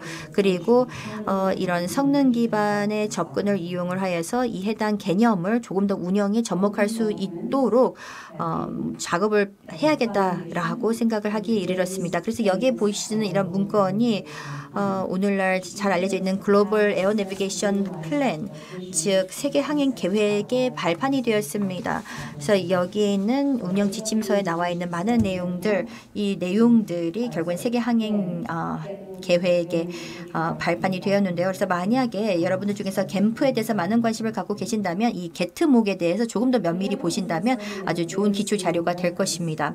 그래서 이 해당 게트목은 2005년에 거의 20년이 되었죠. 초판이 나왔고요. 그리고 그 비전 스테이트먼트를 보면 이렇게 이야기를 하고 있습니다. 상호 운용의 글로벌 항공교통 관리 시스템을 마련을 해서 모든 사용자들이 모든 비행의 단계별로 합의된 안전 수준을 기하고 또 최적의 경제적인 운영을 가능케 하고 환경적인 지속 가능성을 담보하며 국가 보안 기준을 충족을 하도록 한다라는 그런 비전 스테이트먼트를 갖고 있는데 우리가 오늘 사실 계속해서 추종을 하고 있는 모든 개념들이 여기 비전 스테이트먼트에 다 녹아 들어 있었습니다. 여전히 유효한 우리가 모두 달성하고자 하는 바라고 볼 수가 있겠습니다. 하지만 이 게트목은 사실상 2000년대 당시의 그런 환경에 맞춰서 구성이 된 것으로 2025년을 내다보고 한 것이라고 볼 수가 있겠습니다. 그래서 여기에서는 새롭게 부상을 하는 내지는 이 ATM 시스템이 향후 25년에 진화해 나갈 그런 내용들도 있을 텐데 이런 부분들까지는 담지는 못했습니다. 그래서 이런 부분들을 잘 조율을 해서 이것을 하나의 컨셉으로 반영할 필요가 있었는데요. 무인 항공기나 그리고 AAM과 같은 그런 내용들까지 이제 보완 작업이 필요하게 되었습니다. 네, 제가 너무 빨리 눌렀던 것 같습니다. 제가 너무 TVO를 보여드리고 싶어서 제가 성급했던 것 같은데요. 네, 게트목 조금 더 말씀을 드리도록 하겠습니다. 그래서 이카오는 이런 근간이 되는 이런 문건을 업데이트를 하기로 하였습니다. 그래서 이것을 업데이트하면서 게트목의 기본적인 가치관은 그대로 살리되 그 범위와 그리고 원칙, 특히 새로운 항공 사용자들의 그런 비전과 새로운 그런 방법론들까지 가미를 한 어떤 보완된 업데이트가 필요하다라고 느끼게 되었던 것입니다.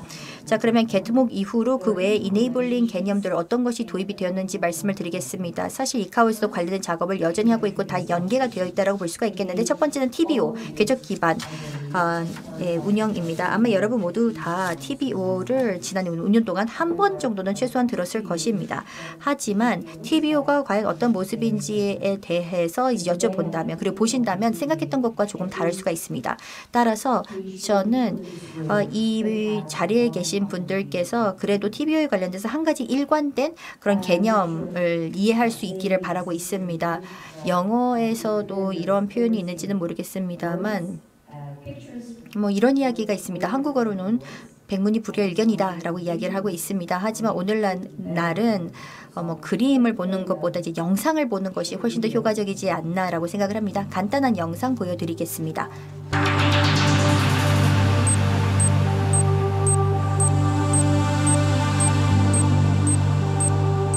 A little knowledge goes a long way, especially when that knowledge guides our decisions along the journey. That's the essence of the trajectory-based operations concept. In short, TBO is an air traffic management concept that enhances strategic planning under changing conditions, providing the information and capabilities to help expedite aircraft movement between origin and destination airports. TBO will shift from a voice-based set of exchanges between participants to an environment primarily involving data exchange between interoperable systems. See how TBO is shifting the decision-making paradigm, moving from a tactical approach to a more strategic one.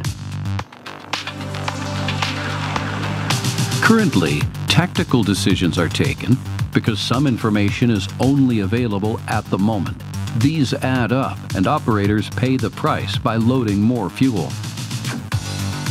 If we had greater access to the information, we could, and we would, make more strategic decisions ahead of time, instead of reactive course corrections.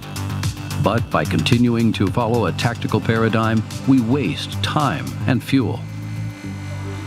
Imagine having access to the information you need when you need it, and having it tailored to improve decision-making for your flight. Data exchange technology has caught up with this vision, and now we have the capabilities to make it happen. Through improved strategic planning and management of traffic flows, TBO will reduce reactive decision-making. This will increase predictability and efficiency and optimize the ATM system.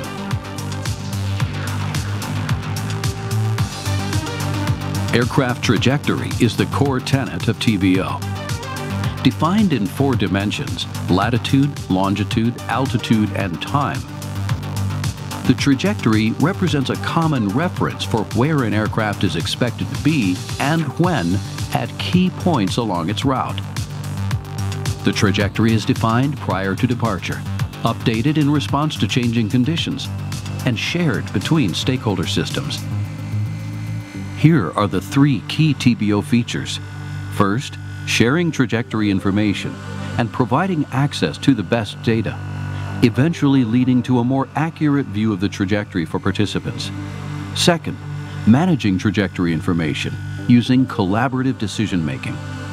And third, using the shared trajectory as a common plan for the flight by providing a common intent to be achieved during flight execution.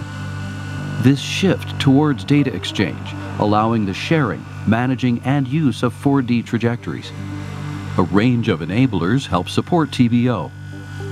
Time-based management helps manage traffic flows and trajectories by scheduling and metering aircraft to better manage congestion. Performance-based navigation enables aircraft to more accurately navigate along their trajectories. When combined with decision support tools, predictability and compliance to schedules are improved. TBO is the use and exchange of better information across systems, capabilities, processes, and people, working together to improve the performance of air transportation. TBO builds on these enablers, helping support the operation shift to manage and use the trajectory as the representation of flight intent. And that brings us to the next exciting phase of TBO. I hope you enjoyed the video. 네, 여러분 모두 동영상 잘 시청을 하셨는지 모르겠습니다. 자, 그러면 퀴즈를 한번 드려보도록 하겠습니다. TBO의 세 가지 핵심적인 요소가 무엇이었는지 기억나십니까? Time based. 네, 시간 기반. Bravo. 네, 궤적을 공유하고 또 궤적을 관리하고 궤적을 사용을 한다.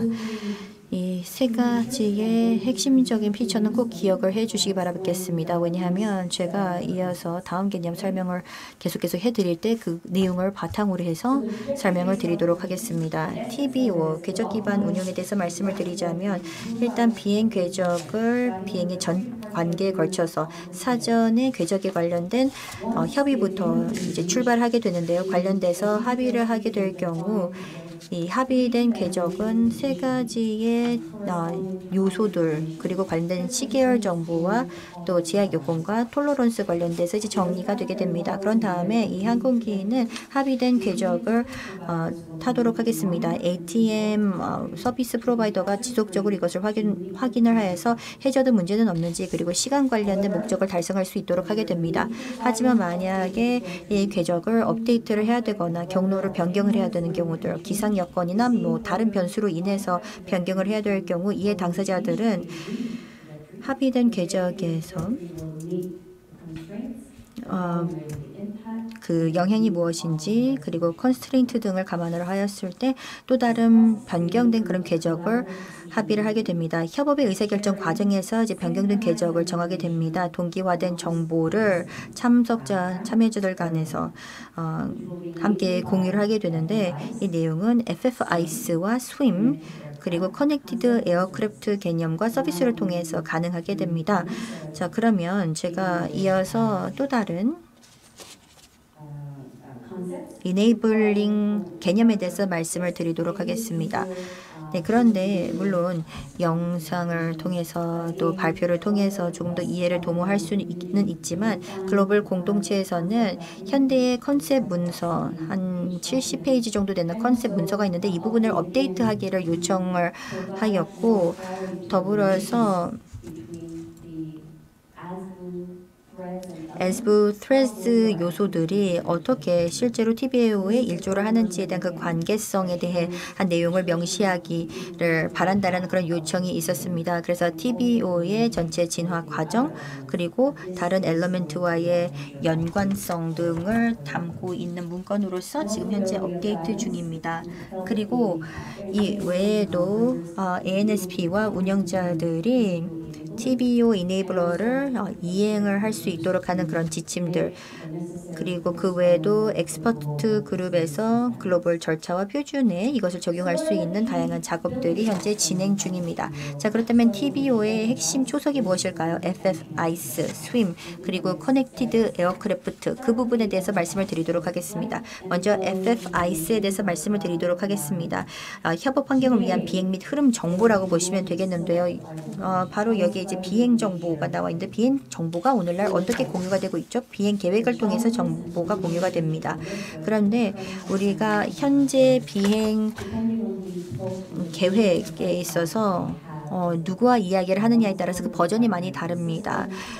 비행 관리 시스템에 저장이 되어 있는 것 내지는 종이 문서로 되어 있는 것 그리고 출발하는 드론 내지는 ATS의 또 다른 주체 누가 갖고 있느냐에 따라서 다릅니다. 그래서 이렇게 비행 계획이 여러 버전이 있는데 이런 많은 버전으로 인하여서 헷갈리게 되는 경우들이 있습니다. 그리고 잘못된 정보가 안전성 문제로 귀결이 될 수가 있습니다. 그리고 이 비행을 보면 이 ATM의 그 서비스 프로바이더에게 이 비행 계획에 대한 내용이 가장 마지막에 전달이 됩니다. 따라서 이런 해당 비행 계획을 운영자와 또 항행 서비스 기관들이 이것을 최적화하기 위해는 시간이 상당히 부족합니다. 그리고 여러분들께서도 아시겠지만 비행 계획 공유 메커니즘을 잘 살펴보면 70년이 넘는 기술력을 이용을 하고 있습니다. 여전히 우리가 이렇게 하는 이유가 우리가 사용할 수 있는 사실 그 캐릭터 자수가 정해져 있습니다. 우리가 이메일이라든지 뭐 영상이라든지 즉각적으로 공유를 하는 오늘과 같은 그런 시대에 70년이 넘는 그런 기술을 여전히 사용을 하고 있습니다. 여기에도 그림이 나와 있습니다만 우리가 앞으로 나아가는 데 있어서 엄청난 장애물로 작용을 하고 있습니다. 그러면 FFIC는 우리에게 어떤 이점을 제공을 할까요? 일단 첫 번째로 이 비행에 대한 부분을 구피를 이용을 하여서 식별을 할 수 있게끔 합니다. ANC에서 이것과 다른 용어를 찾지는 못했던 것 같은데요. 하지만 이제 글로벌 고유 식별자라는 구피라는 것을 이용을 해서 비행을 고유 식별을 할 수 있게끔 해줍니다. 그리고 추가적인 서비스를 제공을 함으로써 운영자와 항공 서비스 업체들이 협상하고 협의를 하여서 비행 계획을 개선할 수 있도록 해줍니다. 그리고 여러분들께서도 잘 아시겠습니다만 이 스윙 기반의 서비스는 최신의 기술을 기반 기술로 사용을 하고 있고 70년이 된 기술이 아니라 새로운 기술을 사용을 하게 됩니다. 일상적으로 우리가 사용하는 어떤 기술이겠지만 좀 더 항공에 맞춤화된 그런 기술을 사용을 하게 됩니다. FFIC는 또 6가지 서비스로 이제 파생된다라고 볼 수가 있겠는데요. 제가 이제 자세하게 말씀을 드리진 않겠습니다. 이 해당 컨셉은 이제 6개의 서비스로 구현이 된 상황입니다. 컨셉에 머물지 않고 이제는 실현이 되었다라고 볼 수가 있겠는데요. 플라이트 데이터 요청 서비스가 기존의 비행 계획 절차를 이제 대체를 하게 될 것입니다. 그리고 그 외에 여러 가지 서비스들이 있는데 지금은 하나의 옵션 형태로 제공이 되는 그런 서비스이지만 이런 서비스를 사용함으로써 협업해서 비행 계획에 대한 개선을 출발 직전과 또 직후에 할 수 있도록 해줄 것입니다. 자, 그러면 이런 서비스들의 진행 상황에 대해서 말씀을 드리도록 하겠습니다. 이카오 문건에도 이제 명시가 되었습니다. 부속서에도 명시가 되어 있고 또 하나의 부속서뿐만 아니라 모든 부속서에 이제 해당 내용들이 명시가 되어 있습니다. 비행 계획과 비행 계획 수립이라는 이 부분에 있어서는 이런 서비스가 언급이 되고 있습니다.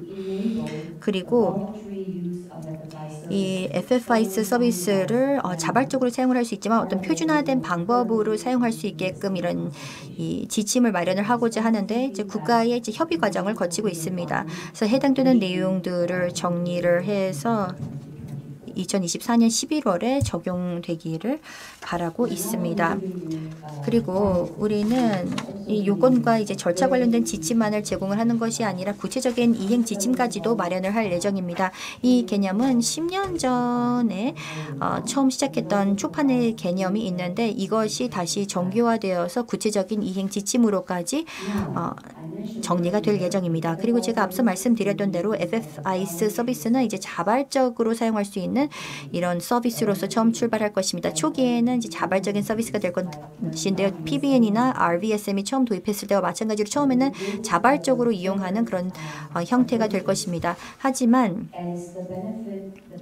갈수록 그 이점과 그런 효익을 누리면서 이것을 더 널리 보급을 하게 될 수도 있겠는데요. 하지만 조금 다른 경로를 취할 수도 있다고 생각을 합니다. 왜냐하면 이런 혼합 형태, 즉 레거시 시스템과 새로운 시스템이 지금 혼종하는 그런 시스템으로 계속해서 이어나가게 될 경우에는 저희는 이 새로운 ATM 시스템이 갖고 있는 효익을 크게 저해를 할 수도 있다라는 그런 생각이 듭니다. 그렇기 때문에 좀 강력한 드라이브를 걸어서 이 당사자들의 그런 의견을 빠르게 취합을 하고 이를 바탕으로 레거시 시스템은 철폐를 하는 그런 방법으로 가게 되지 않을까라고 생각을 합니다. 그래서 이카오와 또 지역 계획 포럼과 또 국가들 간의 철저한 협의를 통해서 진행을 할 예정입니다. 지금으로서는 지침 형태로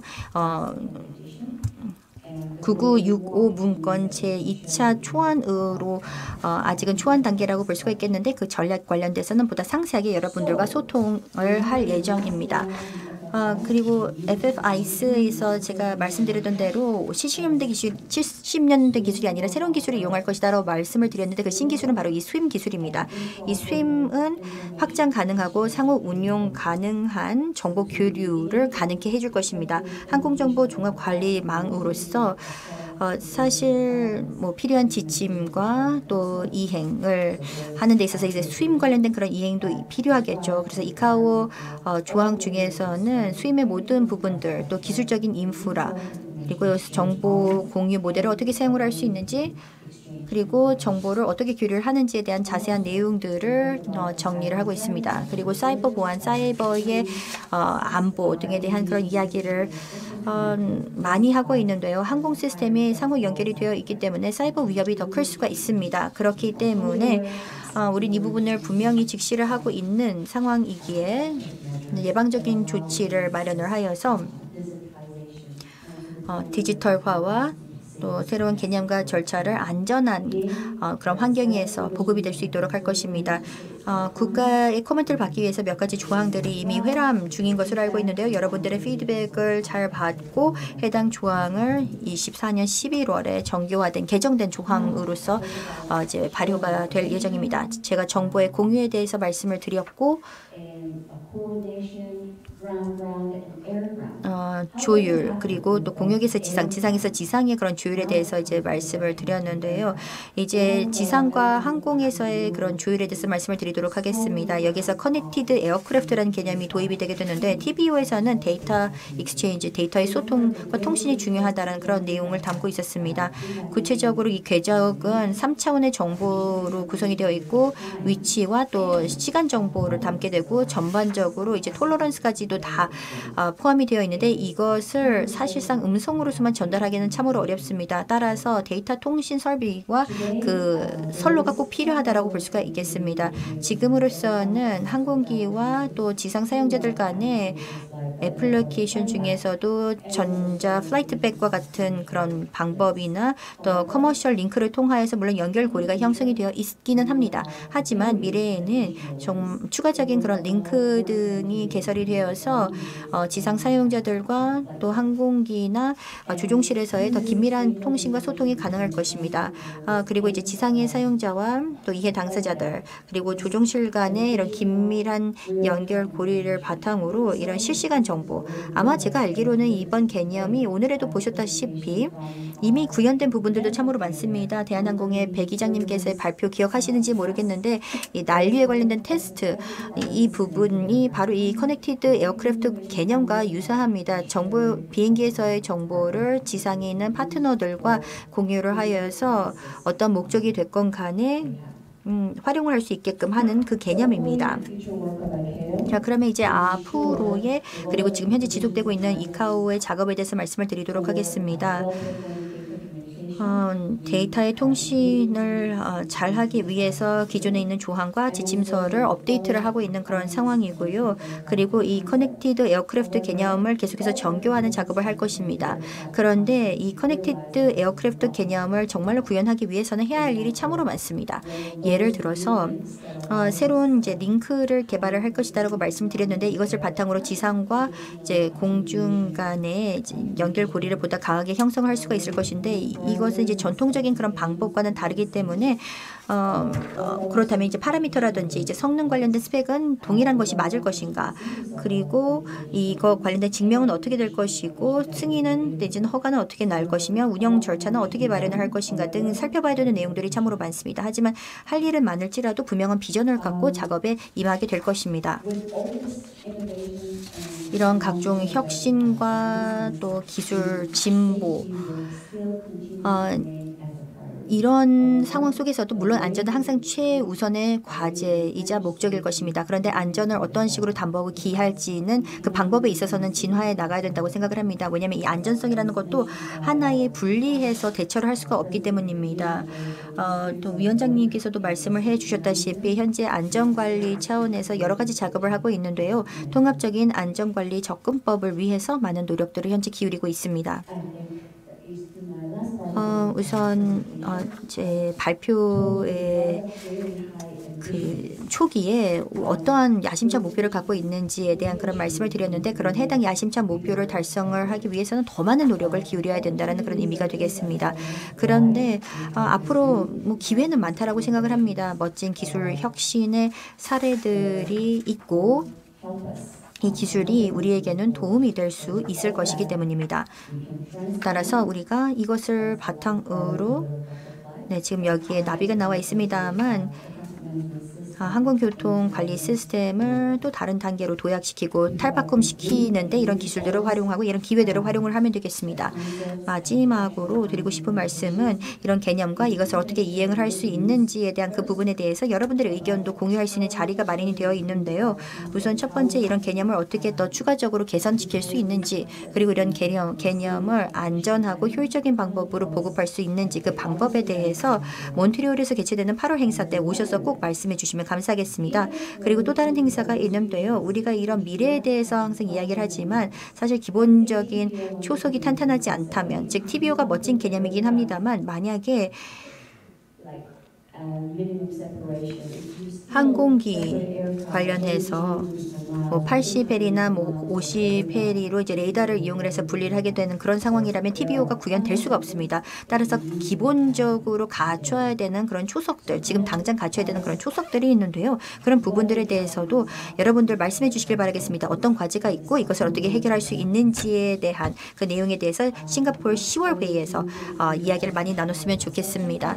그 자리에서 살펴보게 될 주제들을 제가 일일이 다 말씀을 드리지는 않겠습니다. 8월과 10월에 다룰 주제 여기 나와 있으니 추후에 참고해 주시면 되겠습니다. 그리고 만약에 여기에 있는 행사의 제목을 클릭을 하시면 실제로 그 행사의 웹사이트로 바로 연결이 됩니다. 그래서 거기서 더 많은 정보를 확인하실 수가 있습니다. 네, 다시 한번 경청해 주셔서 대단히 감사합니다. 제가 사실 많은 주제를 제한된 시간에 커버를 하려고 노력을 했습니다. 그래서 조금 시간을 초과를 한 것 같은데 죄송하고 경청해 주셔서 감사합니다. 여러분들에게 유익한 발표였길 바랍니다. 감사합니다.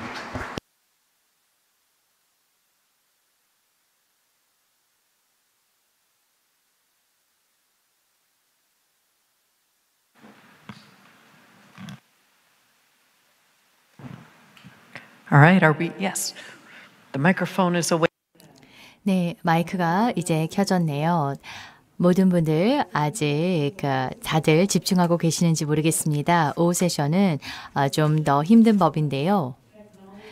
이번 세션은 기술과 혁신에 대한 것이었습니다.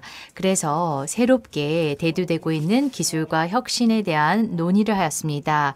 새로운 항공기, 새로운 운영, 그리고 새로운 항공기를 이용하여 내비게이트 점검을 하는 방법 등에 대해서 이야기를 나누었습니다. 또한 항공업계에서는 새로운 정보를 얻게 되었고요. 디지털 타워를 통해서 또 관제사들이 새로운 형식으로 정보를 얻는 것도 들었습니다. 그리고 정보를 취합하고 공유하고 하는 방법도 들어볼 수 있었고요. 이런 정보를 시스템에 투입하여 이해 당사자들이 공유하는 내용도 들었습니다. 이런 모든 활동을 통해서 항공 안전에 기여하고 있는데요. 그러면은 몇 분밖에 남지 않았습니다만 청중분들로부터 질문이 있다라면 한두 개 받도록 하겠습니다. 예, 미리 사전에 제출된 질문들이 있군요.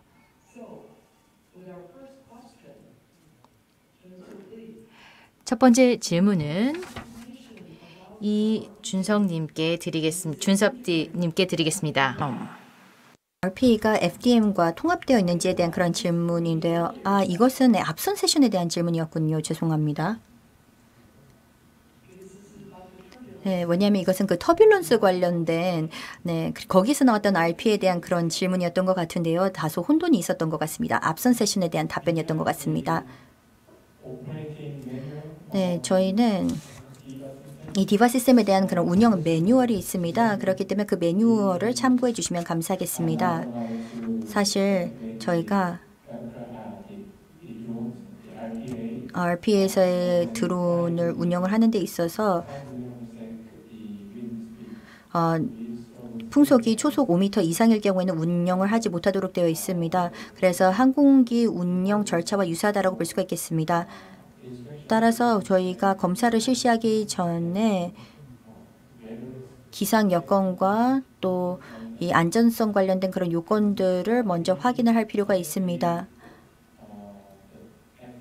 그리고 저희는 FD와도 이제 연결을 하게 되는데 이것이 드론의 비행 컴퓨터입니다. 그래서 저희는 그 컴퓨터 장비를 통해서 드론의 비행 데이터를 드론의 자이로와 컴퓨터 장비로에서 이제 정보와 데이터를 얻게 됩니다.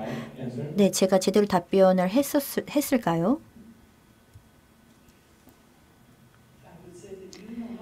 네. 관련해서 아마 저희보다 가장 잘 아시는 분이 아닐까라고 생각을 합니다. 그래서 아마 맞게 답변을 해주신 것으로 저희는 이해를 하겠습니다. 감사합니다.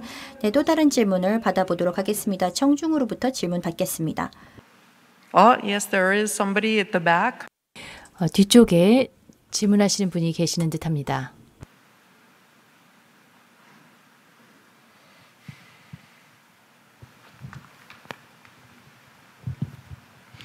Hello. I want to ask. 네, 저는 전동민님에게 질문 드리겠습니다. 대학교 항공교통관제를 전공하고 있는 대학생입니다. 그 인천국제공항사 전동민 대리님께 질문을 드리고 싶습니다. 그 앞으로 원격 컨트롤 타워가 구축되는 게 목표라고 하셨는데 현재 운영하고 있는 방식이 아니기 때문에 원격 타워에 대해서 인천국제공항사에서 생각하는 신뢰성과 국민들이 느끼는 신뢰성에 많은 차이가 날 것으로 예상됩니다. 결국 국민들이 불안감을 느끼면 해당 원격 타워를 도입하는데 제동이 걸릴 수 있다고 생각하는데 원격 타워에 대하여 낮은 신뢰성 때문에 부정적인 여론이 형성된다면 인천국제공항사에서는 어떻게 국민들의 공감대를 이끌어낼 것인지 그 방법에 대해서 여쭤보고 싶습니다. 네, 감사합니다. Yes, actually in Europe. 네, 유럽에서는요. 많은 공항에서 이미 디지털 원격 관제 타워를 운영을 하고 있습니다. 하지만 말씀하셨던 것과 같이 한국에서는 아직 디지털 타워를 운영하는 공항이 없습니다. 이러한 이유로 저희들은 디지털 타워를 물리적인 타워 내에서 사전에 먼저 운영을 하고 있습니다. 제3터미널에 대한 마스터 플랜이 준비 중에 있는데요. 제3터미널의 경우 2031년도 후에 구축이 될 예정이기 때문에 아직 시간이 있습니다. 디지털 타워를 6, 7년간 운영을 해볼 것이고요. 그러는 기간 동안에 저희는 검증을 할 수 있다고 봅니다. 충분히 검증이 될 수 있다고 생각을 합니다. 그래서 저희가 스마트 통합 관제 플랫폼을 활용하고 있습니다. 이 경험을 토대로 저희들은 원격 타워에 대해서 이후에 이 경험을 토대로 도입을 고려할 것입니다. All right, we're going to. 네, 그러면은 질의응답 시간을 저희가 이 정도에서 마무리 지어야 될 것 같습니다. 다음 세션 시작 전에 휴식 시간이 매우 짧기 때문에 이 정도에서 정리를 하면서 모든 발표자분들께 박수 부탁드립니다.